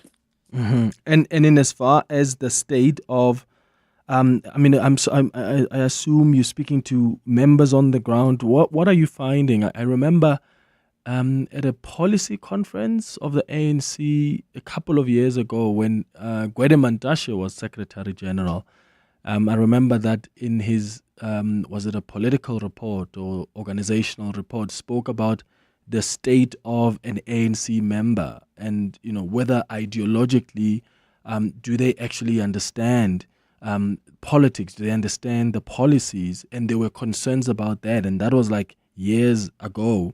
What have you found from the conversations you're having with the members, but also with the leaders, whether it's at a regional level or at a local level beyond the region? What are you finding about ANC members and the state of that membership? Well, what we are finding out that also emanated, that was revealed at this last weekend's Service Delivery and Local Government Summit, was that we need to do more as the ANC to serve our people, because people are crying out for leadership. They are crying out for good and better service delivery to their communities, to deliver roads, all the other infrastructure that is necessary. So with this establishment of the regional task team, we believe we've identified capable, trusted, and loyal members who are not only loyal to the ANC, but to the communities that they need to serve. That is why we brought all our ANC councillors, all our top activists, so that we indicate to them in no uncertain terms that corruption, mismanagement, all those things must be things of the past. Going forward, let's serve our people, serve them in unity, serve them with a purpose, and also identify people who are going to be serving our communities without any fear or favor and no interference from political establishment. So I'm very confident that we are rebuilding, we are renewing the ANC that must be at the center of building a trustworthy organization. Is it possible, though, in your view and from what you've assessed so far, is it possible to really save the ANC in the province and bring it back to sort of the party that used to have the majority in the province? I mean, the support falling to, was it 17% from 54%? Is it even possible to get to a point where the ANC can get over 60%, especially in the short term? Because you've got the MK party, which believes it's the fastest growing organization. Some of the members of the MK party are people that have left the ANC. Well, I believe that the people still have faith in the ANC. The dismal failure of our organization in last year's election is a wake-up call. I also believe as well that was a cry from the people. The people have not deserted the ANC. They are telling the ANC, do the right thing, because many of the people who the loss that we suffered was a result that our loyal supporters never went to the polls. So that is why this rebuilding and renewal process is going to all the corners of KwaZulu-Natal. And already we can see the improvement in terms of their perception of the organization because of the reception that we are encountering in our engagements with various stakeholders of KwaZulu society. As you know, that we paid a courtesy call to His Majesty the King, traditional leaders. We've had various engagements with business, with civil society, with religious organizations and leaders. All these have affirmed to us because of the attendance to all these influential people that people see that the ANC has come back home. Here's a challenge, though, Mr. Hadebe. It's all good and well to diagnose what the problem was that led to loyal members of the ANC not going to the polls to vote. The question, though, is have you actually changed what they were concerned about? For instance, if I asked you, from the assessment you've made as an organization, why do you think people didn't vote for you as the ANC? Well, as I've indicated, people did not vote because they believe that the service delivery was very poor, and I've seen it myself, even in terms of infrastructure delivery to our communities, where funds that have been budgets that have been properly appropriated, not been spent, being returned to national treasury. So all these issues of ethical leadership, issues of good corporate governance are the things that we are focusing our attention to ensure that we improve in terms of delivering good and quality services to our people. And that is precisely my point, that there's very same things that South Africans who were loyal supporters of the ANC, the reason they didn't vote for the ANC were the reasons you outlined. But those things are still happening. You speak about service delivery and how poor it is. There is still incredible poor service delivery in many That is why, areas. as I said, this summit that was held this weekend, we came up with steps that have to be taken to ensure that those that are not in line with this ethical leadership, they are going to be removed from the ANC. We made it very clear that corruption and mismanagement must be rooted out, root and branch in the ANC and all the structures where the ANC people are represented. Whether that corruption wears a black, green, gold logo of the ANC or not, corruption is corruption, must be rooted out. How different, though, is that summit from all the other summits that have been held? Because there are many times as the organization where you've made similar promises in the past that we are fixing local government. There are many times when even the president, through government programs, has gone to communities and has had listening sessions, and they promised for years now that things are going to change, and yet service delivery remains the same. On ethical leadership, you've got ministers that are practically being disloyal and not being honest with parliament, and those people are still in their positions. Nothing seems to be shifting. So again, my question is, do you seriously think the ANC has done enough to demonstrate to South Africans that we've heard you and we're interested in making amends and doing differently? Well, you are correct. Actions speak louder than words. We believe that the good of the pudding is in the eating. You watch the space when we appoint and elect people who are going to be representing us to local government. All these criteria that I've indicated will be properly scrutinized by us to ensure that we appoint and elect people who must serve the people of South Africa, not just card-carrying members of the ANC, that the people who are being appointed to positions in local government are not there to get a reward, but to serve the people of KwaZulu-Natal. All right, it's 11 minutes now before 11 o'clock. We're in conversation with Jeff Radebe, an ANC veteran and ANC KZN provincial convener. If you've got some inputs, you've got questions for him, you can give us a call on 011-883-0702. The WhatsApp line 0727021702. What is it that you want the ANC? And I'm speaking now directly to people who have voted for the ANC previously and chose not to vote for the ANC in the last elections last year, or chose to stay away. What was it for you?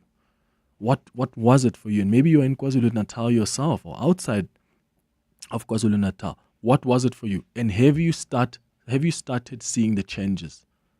What would you like the ANC to do differently so that they can have your trust back and you can vote for them in the next elections?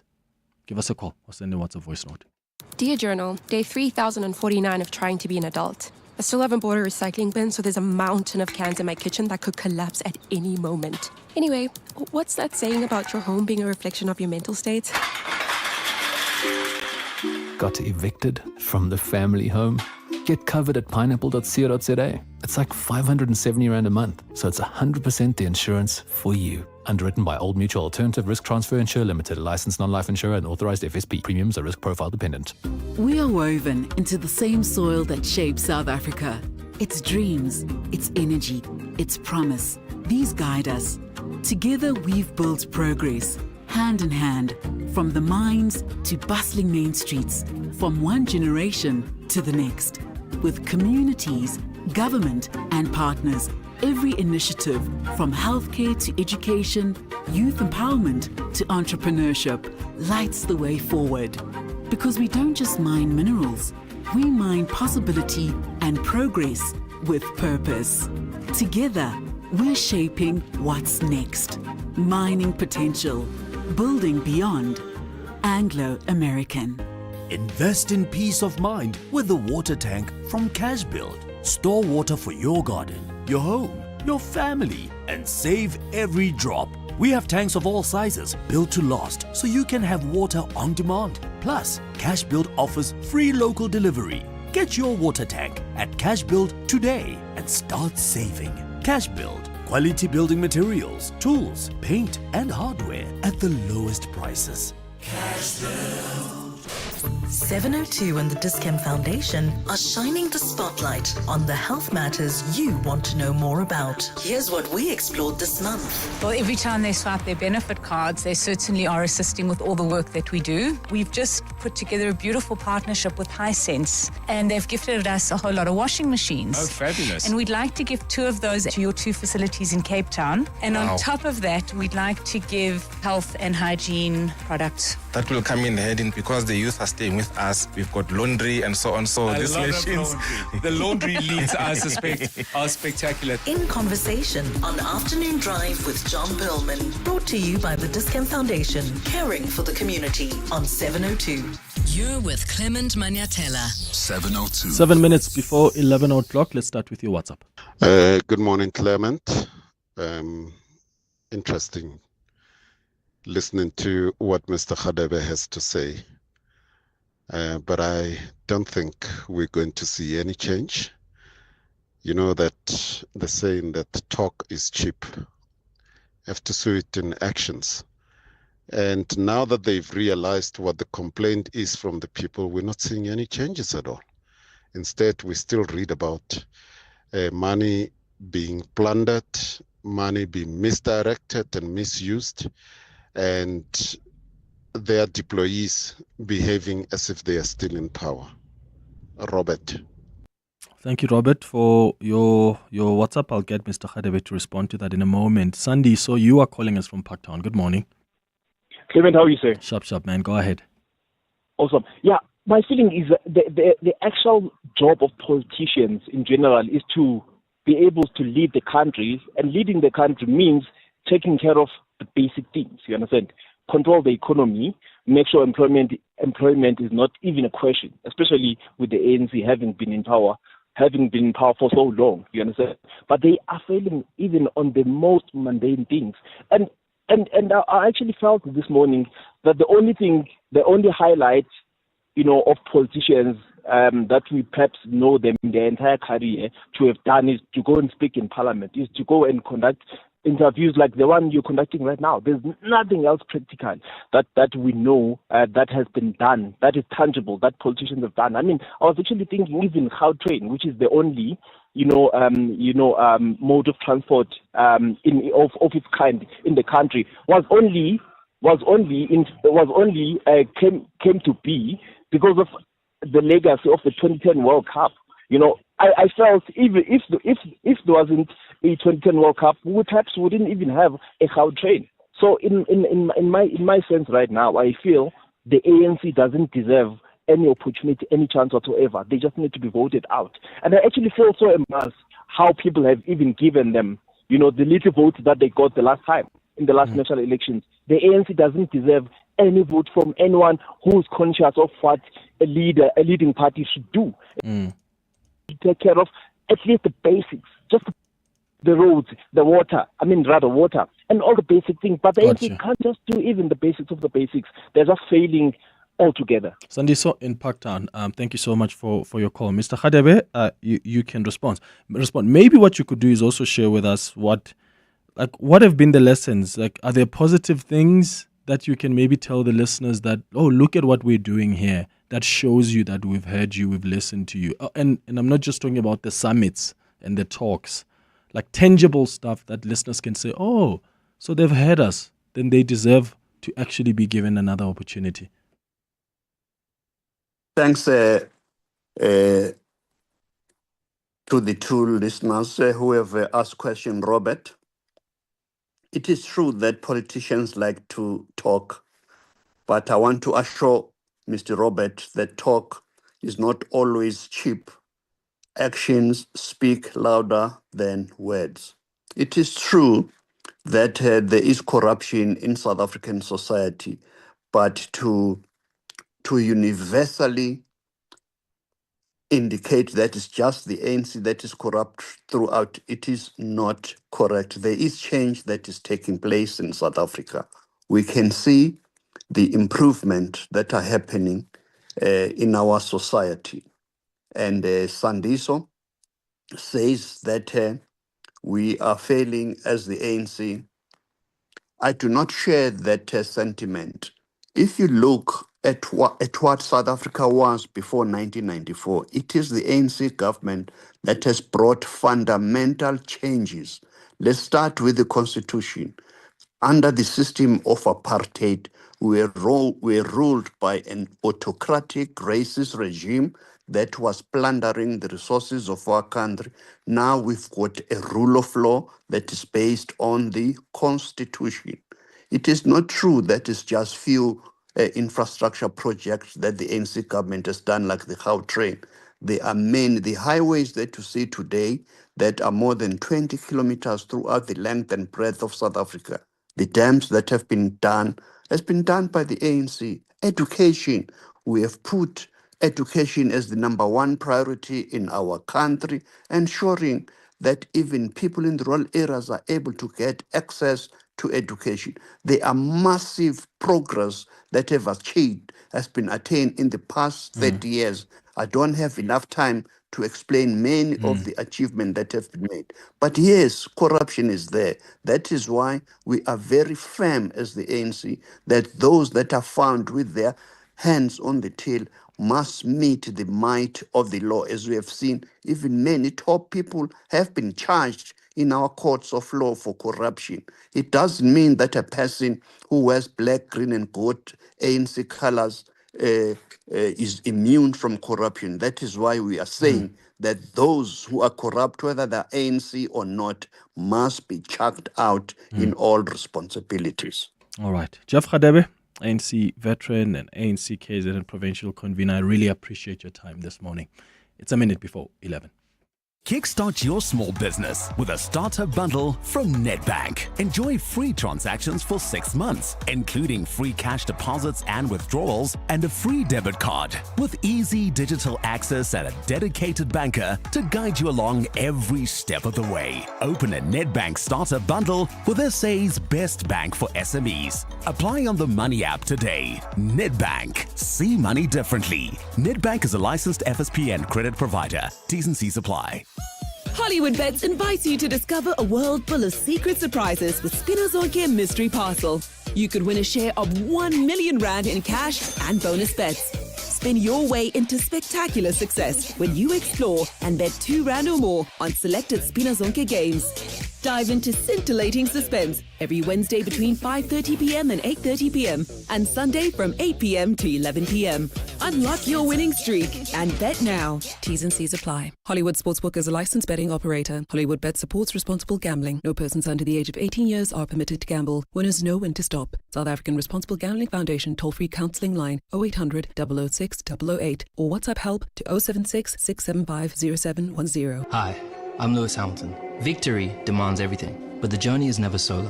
My team carves the way, data and innovation are my compass. This is how today's champions are made. Drive your success and trade like a champion. CFI, a global leading broker now in South Africa. Access over 15,000 instruments, advanced trading tools, 24/7 support, and superior trading services. Visit cfi.trade today. CFI Financial is an authorized financial services provider. CFI, empower yourself. In today's fast-paced digital world, staying connected isn't just important, it's essential. That's why MTN has launched a powerful new app to drive digital transformation and help people and businesses live smarter, more connected lives. Catch 702 in conversation with MTN this Thursday on 702 Drive with John Perlman as we discuss how MTN is simplifying, securing, and improving your mobile experience with its new app. Don't miss it. MTN. Today, we make moves on 702.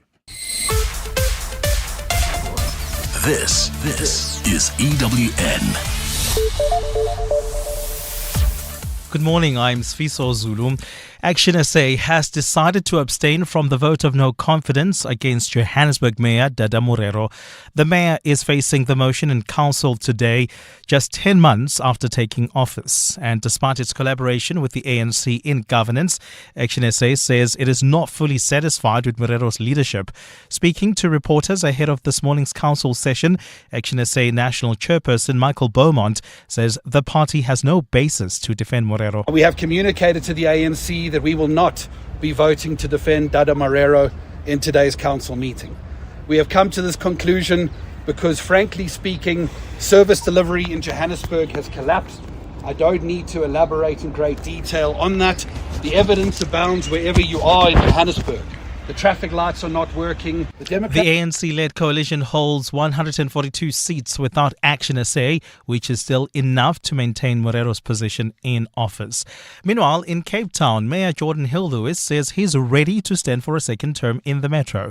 Hill-Lewis has not, however, ruled out also gunning for the DA's top job should current leader John Steenhuisen decide not to run for a third term.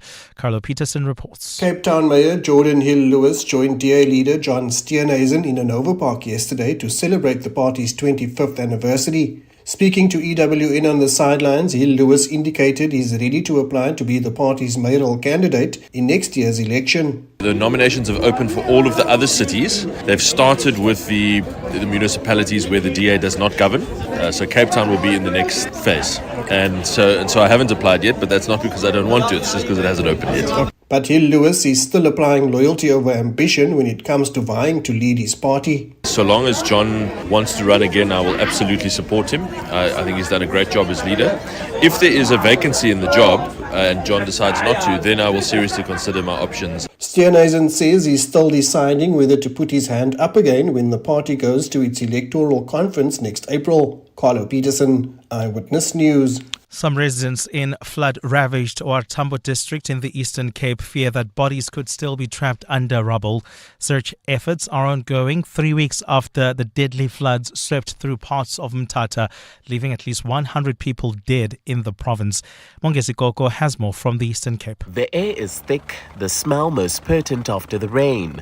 Residents say flies swarm constantly and that clothing, branches and furniture remain entangled in the wreckage outside their homes, untouched since the floods.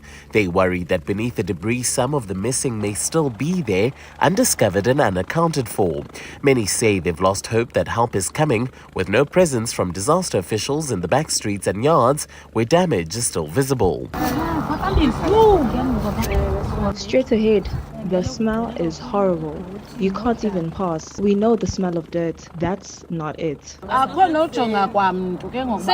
You can't even try and look for anyone. The stench is unbearable. So far, there's been no formal response from the Eastern Cape Provincial Government, SAPS or disaster teams, and no indication that those spots will be investigated. Mongezi Koko, Eyewitness News, Mthatha. And US President Donald Trump insists that Iranian nuclear facilities were completely destroyed by US strikes. Trump is disputing a report by the Defense Intelligence Agency showing that the weekend attack did not have a major impact on Iran's centrifuges or stockpile of enriched uranium. The agency's report shows that the strikes sealed off entrances to some facilities without destroying underground buildings. This comes as a ceasefire between Iran and Israel is holding following attacks that have killed more than 600 Iranians and close to 30 people in Israel almost 2 weeks since the conflict started. And Trump has blamed some news agencies for revealing the agency's report. He was speaking at the NATO summit just this morning. This was an unbelievable hit by genius pilots and genius people in the military, and they're not being given credit for it because we have scum that's in this group. And not all of you are. You had some great reporters, but you have scum. CNN is scum. MSDNC is scum. The New York Times is scum. They're bad people. They're sick. And what they've done is they're trying to make this unbelievable victory. The original word that I use, I guess it got us in trouble because it's a strong word. It was obliteration. Gold is trading at $3,328.47 an ounce. The rand is at 17.74 to the dollar, 24.15 to the pound, 20.61 to the euro. Brent crude oil is at $68.05 a barrel. And in the traffic in the city of Tshwane, we've got a road closure along the N1 South. This is between Linwood Road and Atterbury Road. That's due to roadworks that are taking place along this route. As a result, as you approach this road closure, we've got about a 20-minute hold-up coming out of the Proof Plus interchange. So please try to avoid the N1 South this morning if you are leaving the city of Tshwane. Maybe try using roads like the N14 as well as the R80. Traveling on the same route in the northerly direction, the N1 North, delays towards Porter Avenue coming out of the Flying Saucer interchange. That's due to an accident. A fine day in store for Gauteng. The temperatures will peak at highs between 20 and 22 degrees. The top story in EWN this hour. Action SA has decided to abstain from the vote of no confidence against Johannesburg Mayor Dada Morero. EWN, in touch, in tune and independent. For the latest, visit ewn.co.za or download the EWN app. Entries to the 702 Walk the Talk are open. Go to primemediaplus.com to get your tickets today. You're with Clement Manyathela On 702. Let's Walk the Talk, streaming on the Prime Media Plus app. DSTV channel 856. 92.7 and 106 FM.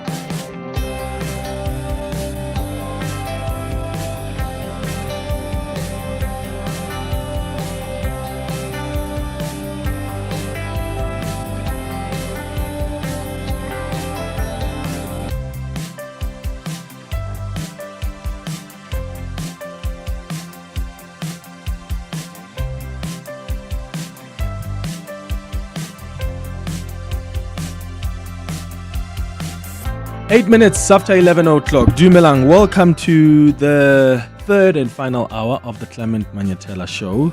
Thank you for staying with us here on 702. Time for our Listener's Choice feature. Burning questions. Insightful answers Listener's Choice. with Clement Manyathela. So, on our Listener's Choice feature today, so if you are listening to Listener's Choice for the first time, this is a feature. It's been running for all the 5 years we've been here. It's an opportunity we give you as the listener of the show, a friend of the show, to suggest what we should talk about, because most of the time we talk about stuff that we discuss with the producer. So this is an opportunity for you to suggest for us what to discuss, and anything goes. It could be any topic, whatever you feel that maybe we haven't sufficiently dealt with, or a topic you think we must do part 2 conversation on, or maybe a completely new thing, or something you want to understand more. Just write to me on cm@702.co.za, and then we'll bring in the relevant guests or experts to take us through that conversation. Today, we are talking about what international law says about countries having nuclear weapons. And we're doing this because one of our listeners asked that we bring in an expert who can explain this, because they're a little bit confused about it. And I've been saying that there seems to be there are double standards out there about who can have nukes and who shouldn't have nukes. So the escalating tension between Israel and Iran obviously has sparked concern about how this conflict could escalate, especially with all the conversations about nuclear weapons being thrown into the mix. So who is actually allowed to have nuclear weapons? And what does international law say about this? And why do some countries seem to get a free pass while others face massive pressure and even war threats?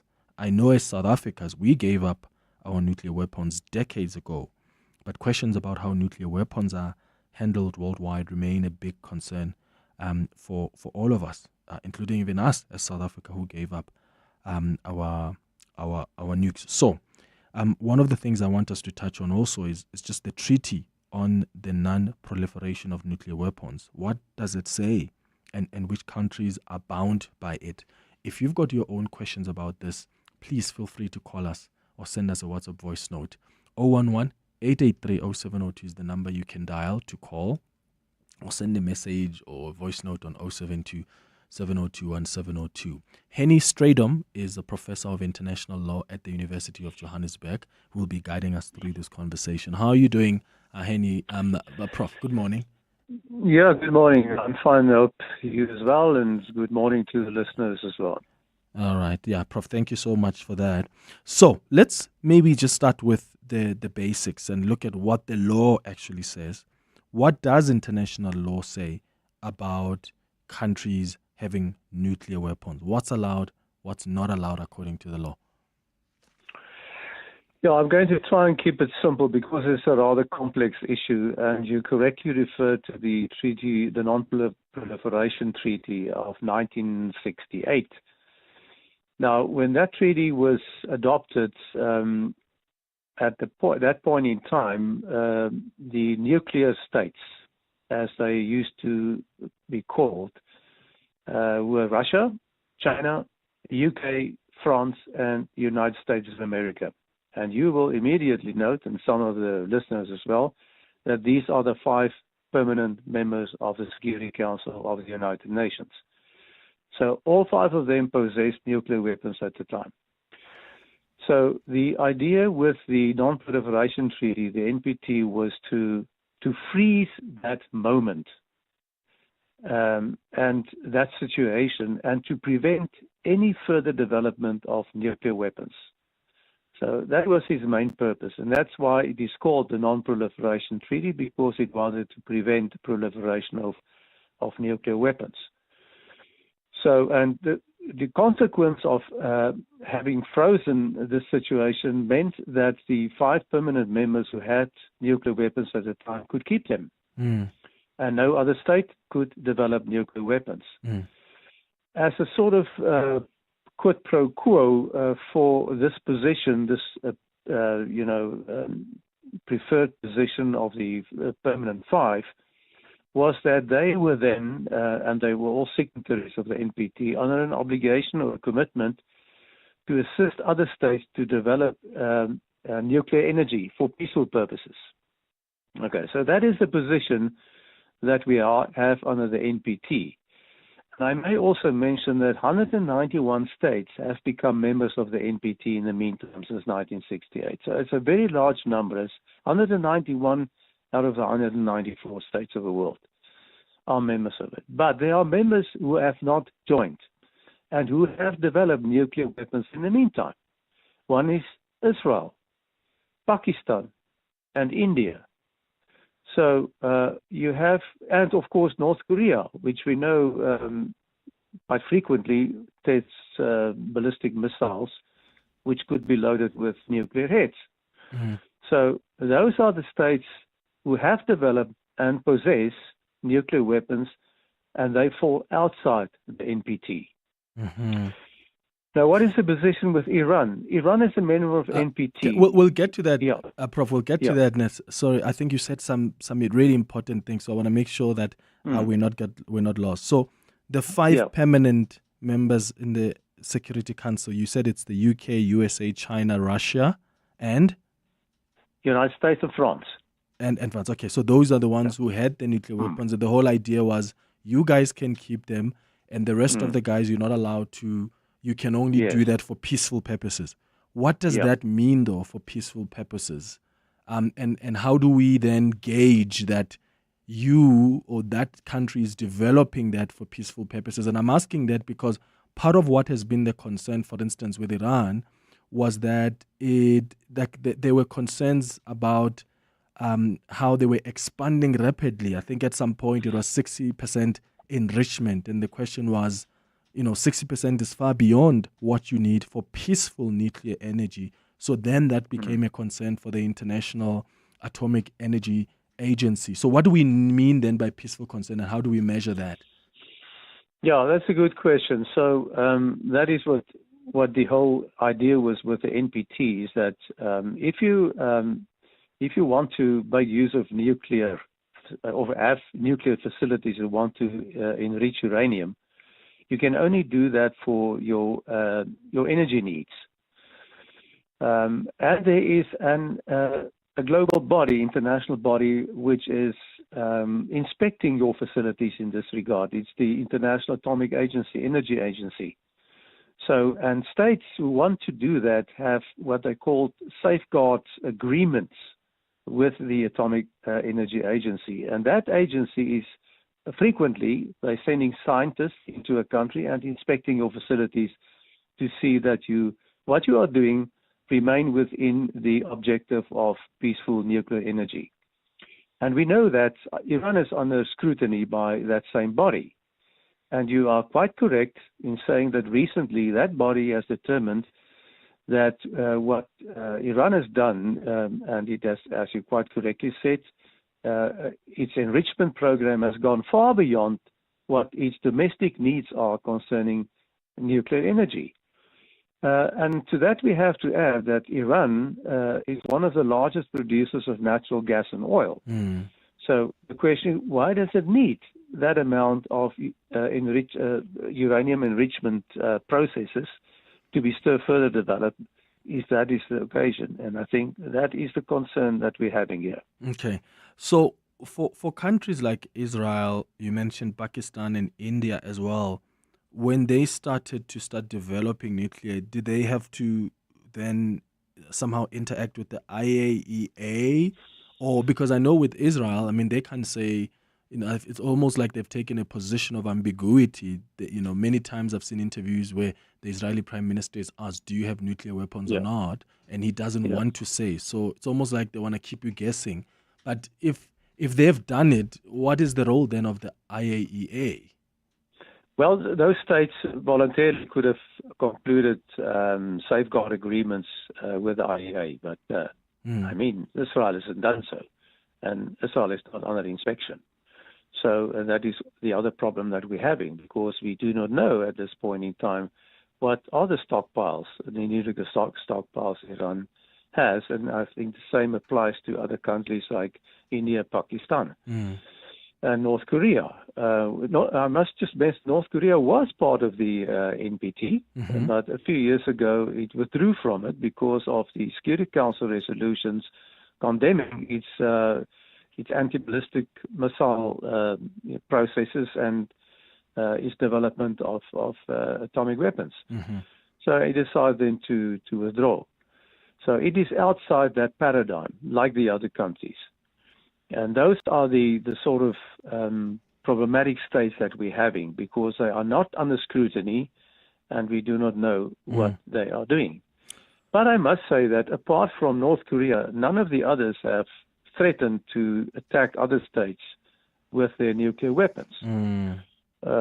So they seem to be refraining from that. They have other kinds of conflicts that they are pursuing, but not with nuclear weapons. Okay. So the first 5 countries, the big 5 that you mentioned, who have nuclear and they've been told, okay, you can keep that, and then the rest, let's sign this agreement. Are those being monitored? Are they being inspected? Your UK, USA, China, Russia, France? Yeah, they are inspected. Okay. Because, yeah.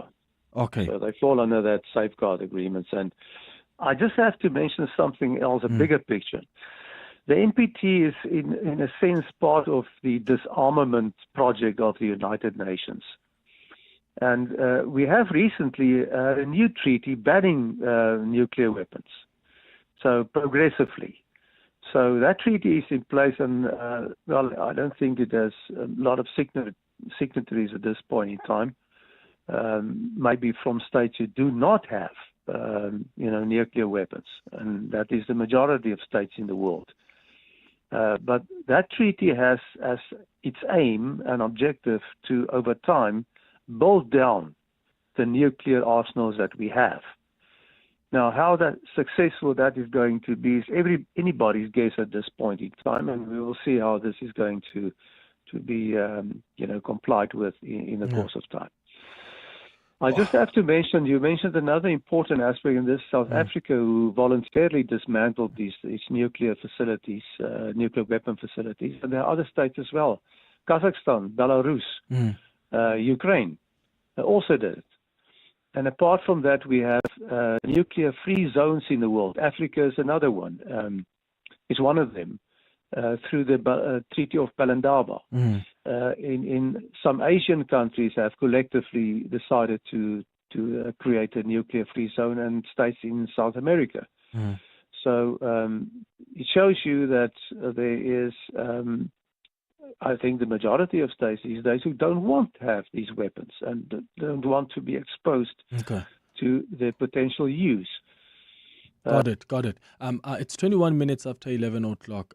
Prof, I'm going to take a quick ad break. I think I see some questions coming through from some of our listeners about what the international law says about nuclear, but also just general questions about nuclear weapons as well. So we'll take those after this. John Perlman. Weekday afternoons, 3 to 6. I guess it is a kind of one school at a time approach in a way. Do you not have a concern that when we have a big, wide-scale announcement that you and your members have complained before about reporting requirements, for example, everything is then directed towards the large plan? It eventually depends on how each school embraces this, how each district office of the department takes it closer to the school, how the police station closer to the school ties up and links up with the school. John Perlman. 3 to 6 on 702. Year in, year out, we're fixing tires faster than a Formula One pit crew.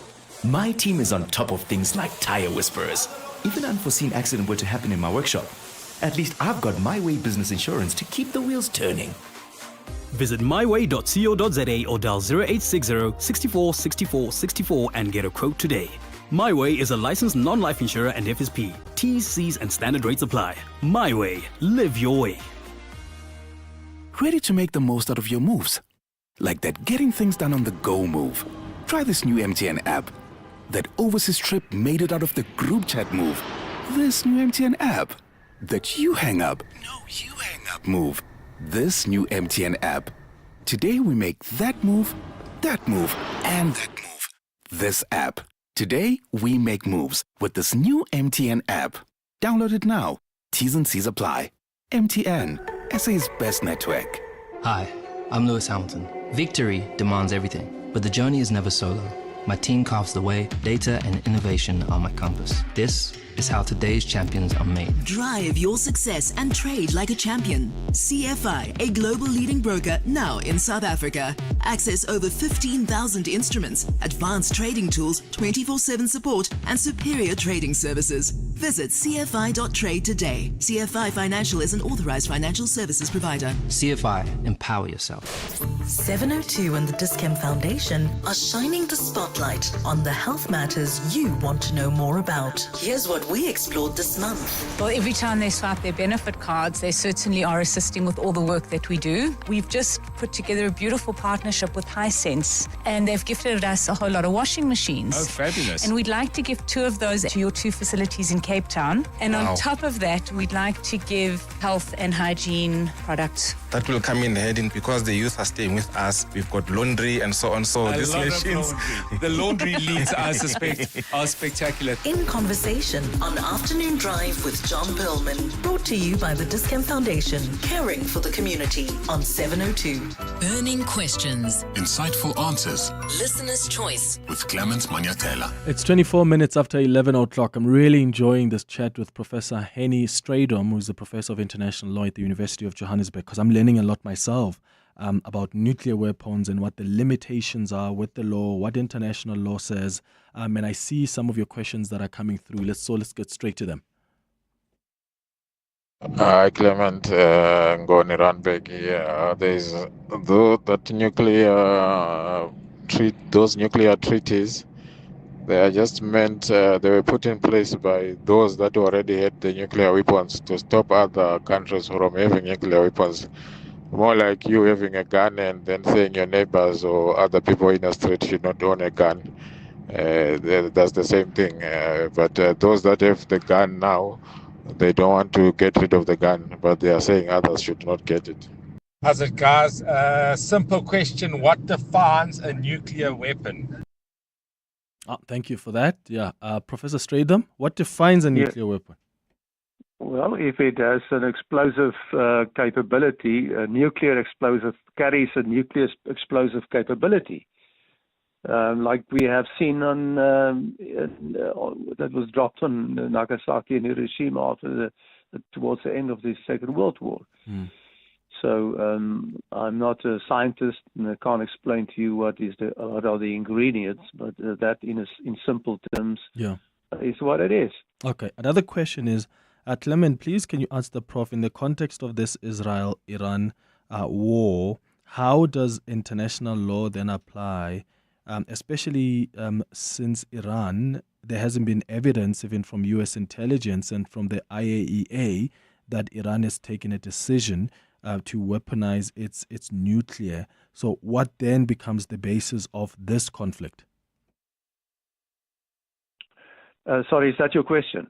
Yes, this is a question from okay. John. It's a very important one. Let me be clear about it. Both the attack by Israel and by the United States cannot be justified under the self-defense rule in terms of the UN Charter, because there was no immediate or existential threat faced by either the United States of America or Israel.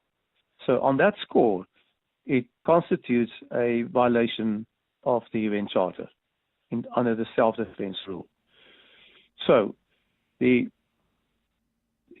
if we assume that that Iran was in the process of developing a nuclear weapon, and that could have constituted a threat against Israel, it does not qualify either, because the threat, in order to justifiably act in self-defense, there must be an immediate threat, and this is not the case here. What would qualify though as a threat?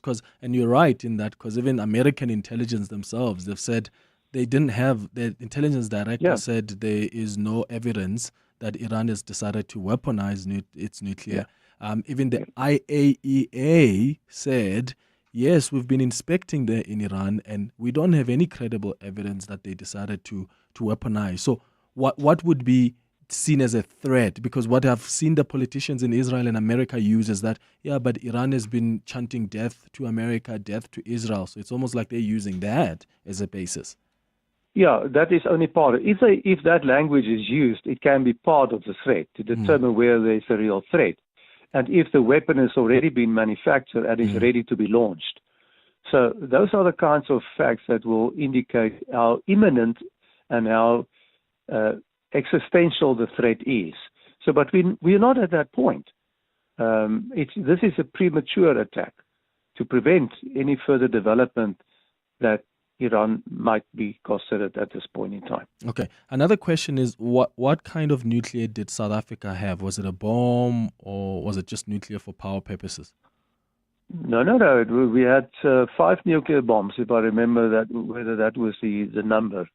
And they were all destroyed under the supervision of the International Atomic Energy Agency. Okay, I see. And then someone else says, hi, Clement, so the superpowers are okay to keep theirs, makes them more powerful, though. What are the repercussions if they do decide to use nuclear? Yeah, listen, that is, okay, that is also an important question. There is another important piece of information that I need to refer to answer your question. In 1996, if I remember the date correctly, the International Court of Justice was asked to give an advisory opinion on whether there are any circumstances under which a state might be justified to use a nuclear weapon. And there's a lot of issues. There are, Geneva Conventions with disproportionate consequences and all that come into play. But eventually, the court reached the following conclusion. It said that under the current development of international law, if a state's very existence is under threat, meaning that it might be obliterated completely, under those circumstances, it may be entitled to use a nuclear weapon to defend itself, but not in other instances. Or to defend itself. Yeah. That's a key word. Okay. Yeah. So the IAEA, so what about countries that, like you mentioned, like Israel, North Korea, you mentioned Pakistan, India as well. Are there countries here that are not really telling us whether or not they have nuclear weapons? What risk does that raise? Because if they're not even going to allow the IAEA to come and do inspections, then you're left in limbo. You're just wondering whether a country has these powerful weapons or not. And I mean, that's still not safe, especially if it's a country that continuously engages in war. Yeah, of course, that creates a risk, especially for the neighboring countries, because I do not know how they will be affected if there is some kind of a nuclear conflict. Yeah. And if you do not know, how big that arsenal is and what its capabilities are, then you are totally left in the dark, and it creates uncertainty.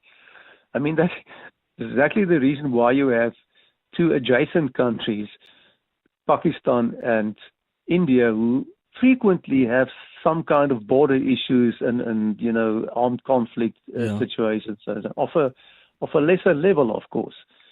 But that's why if the one developed, which has happened, then the other one will also develop nuclear capabilities because they feel threatened. Yeah. So didn't Iran at some point, I don't know, was it Iran that called for a nuclear weapon-free zone in the Middle East? What happened to that? I think so. That was not taken further, and there was no agreement, as far as I can remember, that enforceable agreement to bring that into effect. Yeah. It's actually because of these, threats and the uncertainty around them that we have nuclear-free zones, the ones that I just mentioned a while ago. So, and one would see that that sort of development is expanded further. So the idea is that we should, and I hope we will, reach a point in the future where we have no state has it. Yeah, I hope so too. Professor Henny Stradom, thank you so much for your insights. He's a professor of international law at the University of Johannesburg. Time for the latest and Eyewitness News headlines. Mbali, hello. Thanks, Clement. Good morning. Action SA says it has accepted the possibility that its councillor in the Joburg City Council may lose her position as Speaker. Nobuhle Mthembu, who was elected to that position with support from the ANC and EFF, is facing a motion of no confidence today. But Action SA does not have enough numbers to defend her and will have to rely on support from other parties. Let's stay with politics. Gauteng has a new MEC for Environment in the Patriotic Alliance's Ivan Botha. It follows the recent resignation of Shyla Peters from that position, with the PA saying she has been redeployed. The Patriotic Alliance forms part of the ANC-led multi-party coalition government in Gauteng and has one MEC seat on the provincial cabinet. And some residents in the flood-ravaged OR Tambo district in the Eastern Cape fear that bodies could still be trapped under rubble. Search efforts are ongoing 3 weeks after deadly floods swept through parts of Mthatha, leaving at least 100 people dead. Those are the headlines. This EWN and more at midday or as it happens. EWN Traffic. This EWN Traffic is brought to you by cars.co.za. Let's find what moves you. Amu, how are the roads moving? Well, we've got delays on the N12 West, Clement. This is between the Edenville Road exit and the Galilees interchange. That's due to roadworks taking place along this route.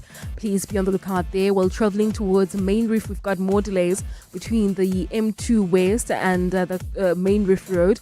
And there's also slow-moving traffic along the R59 north towards the Reading interchange. Roadworks are taking place along that route. In Midrand, some issues on the N1 South between Olifantsfontein Road and New Road.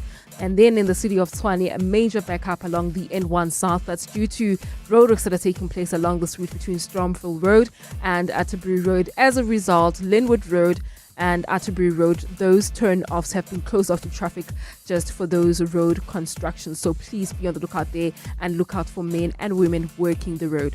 I'm Amo Ramela. Otherwise, Karabo Jali will have your next traffic update. Stay tuned. There's more EWN on air, online, and on the EWN app. Majestic handling. A V8 Cars.coza. horsepower that is... Cars.coza. This is very annoying. I'm trying to read a car radio advertisement. Whatever car you want to buy or sell, cut through the and just go to cars.coza and let's find what moves you. Cars.coza. It's that time of the year, and this winter is gearing up to be colder than ever. But don't stress. Take a Lot is getting you all cozied up with savings of up to 45% off winter home essentials. From the kitchen to your bedroom and all-round home improvements, you can get it all online and delivered for free on the same day with Take a Lot more. So download the Take a Lot app to get everything you need this winter. So, how did it go? Oh, just perfect. The drive, so comfortable. The panoramic sunroof, my highlight. But what about the date? It was nice, but the Jolian Pro, next level. Sometimes the drive is the best part. The Haval Jolian Pro from 4,299 per month. Visit gwm.coza for T's and C's and to book a test drive. Go with more. Go with GWM. We are woven into the same soil that shapes South Africa. Its dreams, its energy, its promise. These guide us. Together, we've built progress hand in hand, from the mines to bustling main streets, from one generation to the next. With communities, government, and partners, every initiative from healthcare to education, youth empowerment to entrepreneurship lights the way forward. Because we don't just mine minerals, we mine possibility and progress with purpose. Together, we're shaping what's next, mining potential, building beyond. Anglo-American.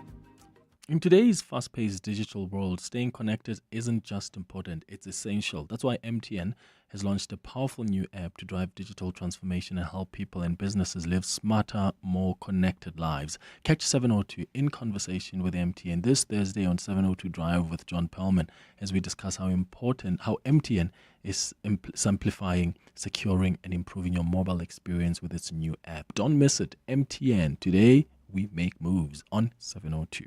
The Sharing Space on the Clement Manyathela Show. 702. Time for the sharing space. This is where we share our stories about anything, really.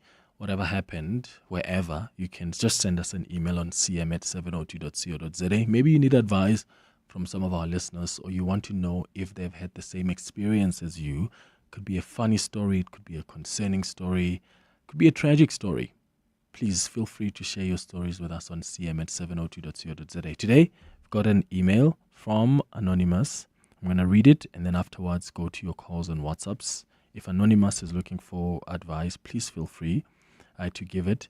If they're just sharing a story, please share what your experiences have been if you've experienced something similar. So here we go. Good morning, Clement and your listeners. I recently became unemployed after completing my studies and graduating early this year. I am currently staying with my older sister and her children. My sister has a helper who takes care of the house and cleans. Recently, my sister has been very rude towards me because she says I sit around her house all day and do nothing. I've tried to assist the helper in making sure that the house is well kept, but she has always told me that she does not need my help. But my sister now sends me on errands to do like menial tasks for her whenever she wants with no pay. She makes me, for instance, do household stuff like clean the yard, go to the grocery store for her, even asks me to do random things like cleaning the walls, which I don't mind oftentimes. But sometimes she asks me to help with her work, which is where I get affected, and I always ask if she won't be paying me. I notice that my friends also treat me differently since they are employed and I'm not. When we meet up, they expect me to just do as they say because they're paying the bill. I have had a chat with some other friends and they say this is what happens when one is unemployed and that people expect them to do some kind of slave and submit to them. And I wonder if any of your listeners has experienced the same thing. And for the employed people, why do you treat unemployed people so poorly? Please let me know also how I can raise this with my sister, because some of the work she asks me for, I feel she can pay for it, especially if it's got to do with her own business. This is Anonymous. Okay, so this is the story that Anonymous is sharing with us. And so, is this something that you've experienced yourself? Maybe you've been unemployed before and you've picked up that there's an expectation that you must be the one that carries things, or go get the drinks, or you're the one that must open the drinks, cook.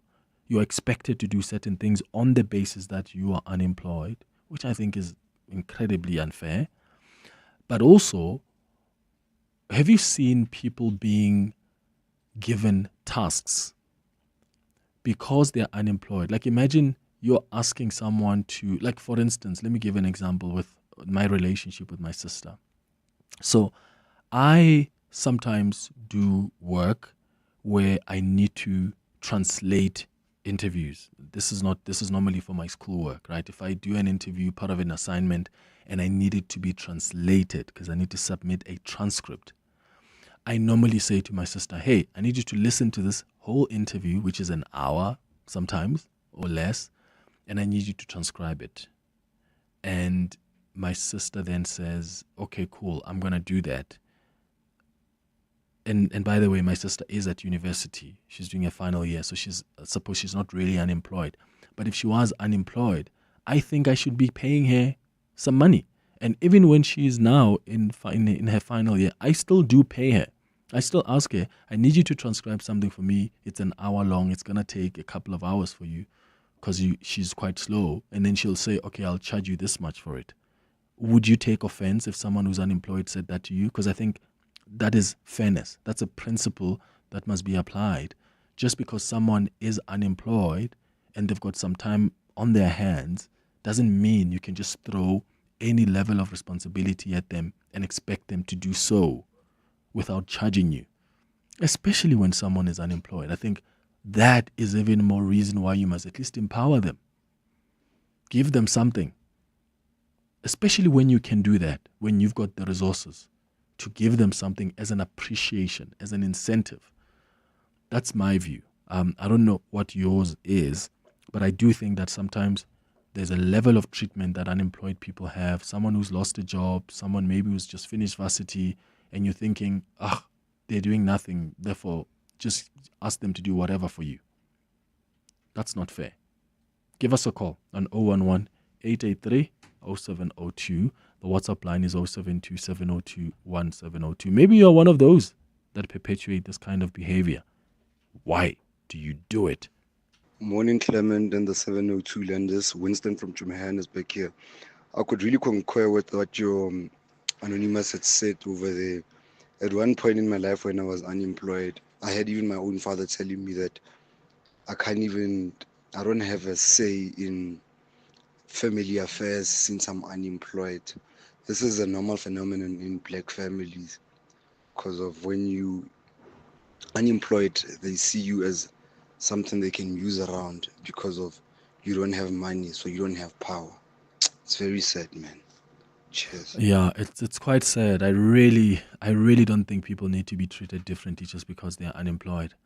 And we've had this chat before on the sharing space.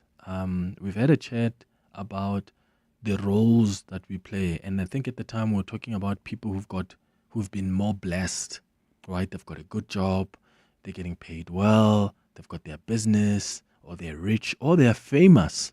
Some of you, because you've appeared on TV twice, or how you work on TV or radio, somehow you've been given the status of, and it happens a lot. I've shared an experience where you start picking up behaviors in the family, and I call it out. Just because I work on TV and radio doesn't mean I take up a position as the most important family member.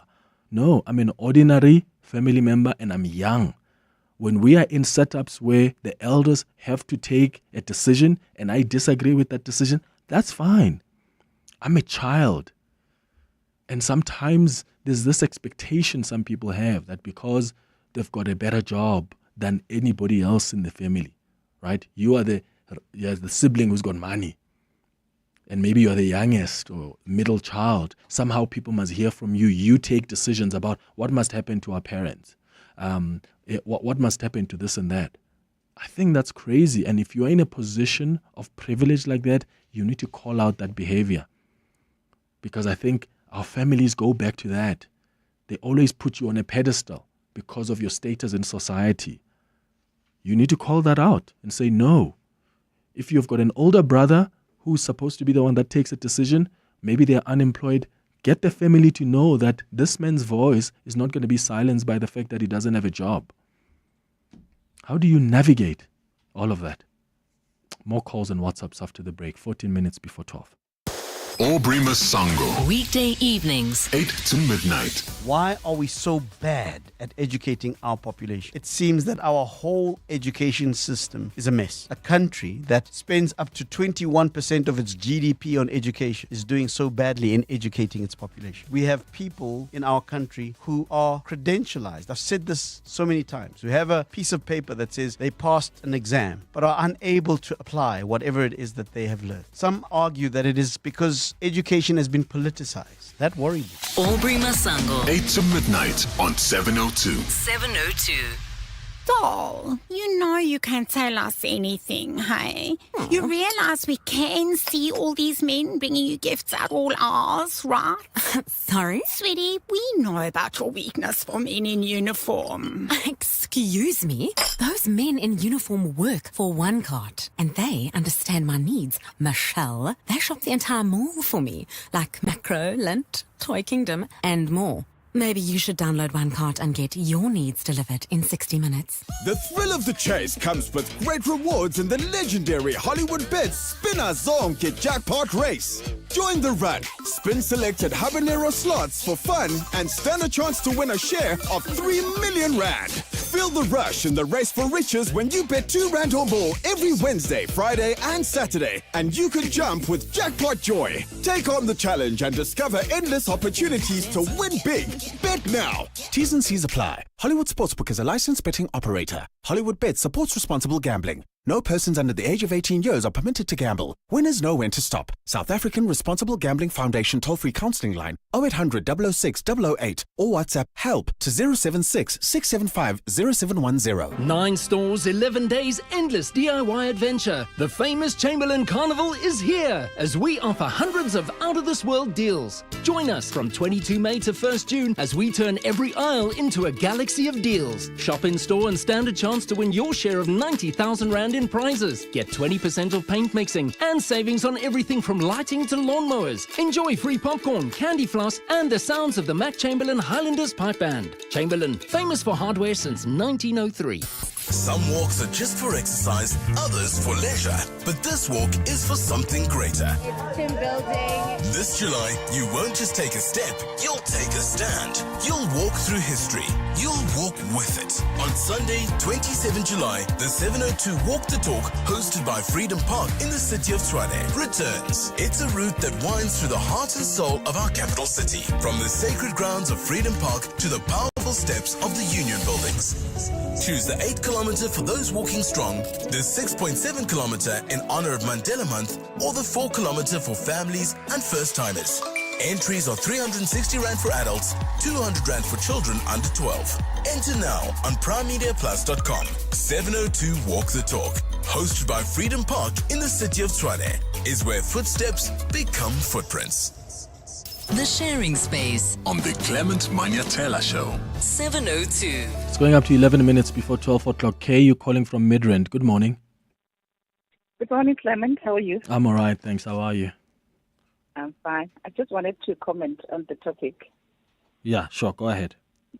Yeah, to say that, you know what, I think it will be inconsiderate for people to bombard you with work. Mm. And then they don't give you something, even if it does not come in the form of a salary per se, but at least remunerate people. I've stayed with family members who are not employed, or they were students, or they were not working. If I need them to assist me in my business or anything in the house, I'm considerate to the fact that they are not working and they've got needs. So from time to time, I give them something. Yeah, and I don't think also it is correct that when people are not working, they must be ill-treated. But I grew up from a poor background where, nobody was working in the family. And, people in the village would call you to do their laundry, to look after the kids, to clean the yard. And when I say clean the yard, I'm not talking about sweeping. I'm talking about hohora. To remove the grass and everything. When you finish, they just say thank you. And they know that there's no food at home, nobody is working. They don't even, thank you. So I don't think it's really correct. We need to think of other people. Yeah. And also as family, I think we must not, if people are not working, we need to be families. They must come and stay with us, whether they are going to help us or not. We need to encourage them. Yeah, okay. I couldn't have said it better. Thank you so much for your call. Xavier, you are in Rudeport. Hi. Hi there, how's it going? Sure, man, go ahead. Sure, so I was unemployed some time back, and I was in like my 40s and stuff. And my sister took me in, and it was okay. And then she'd ask me to do certain things around the house, like maybe wash the dishes, and then she'd kind of can you weed the garden, can you hang up the washing, that kind of stuff, right? But in return, I was able to get a plate of food, and I was able to use the Wi-Fi to find work, and she would give me the use of a car to go to interviews. So I was really grateful for that. So for me, it's like, it's a good pro. So if she asked me to do something, I did it because I was kind of indebted to her for kind of assisting me to be able to get to where I needed to be. And now I've got a great job, and I'm able to assist her in other ways and that kind of thing. So I think Anonymous is a little bit too harsh in my view, because obviously she's trying to help. And I did what I needed to do for my sister because she was helping me out. Absolutely. Xavier in Roodepoort, thanks for that. Here's some WhatsApp voice notes. Hi, Clement. Anonymous here. You don't necessarily have to be unemployed. You just have to not have what other people have, like money, lots of money. And when people have lots of money, even family, they treat you like a piece of nothing. You know, you can be shunted around, you know, the most is expected of you, and no, please, no, thank you. She can do it, you know, she can do it. So sad as it is, but you know, it is what it is. Hi, Clement. It's also possible that Anonymous is having a problem or issues with the fact that they are unemployed. So they tend to look at the negatives only, or the bad things that people do to them. Sometimes a friend can say, "Can you pass me something?" without them maybe trying to make you feel small. Or yeah, it's Lewahang, by the way. Morning, Clement. My advice to Anonymous would be don't allow your economic standing to be tied to your value as a person. I've been unemployed for what now? About 2 years.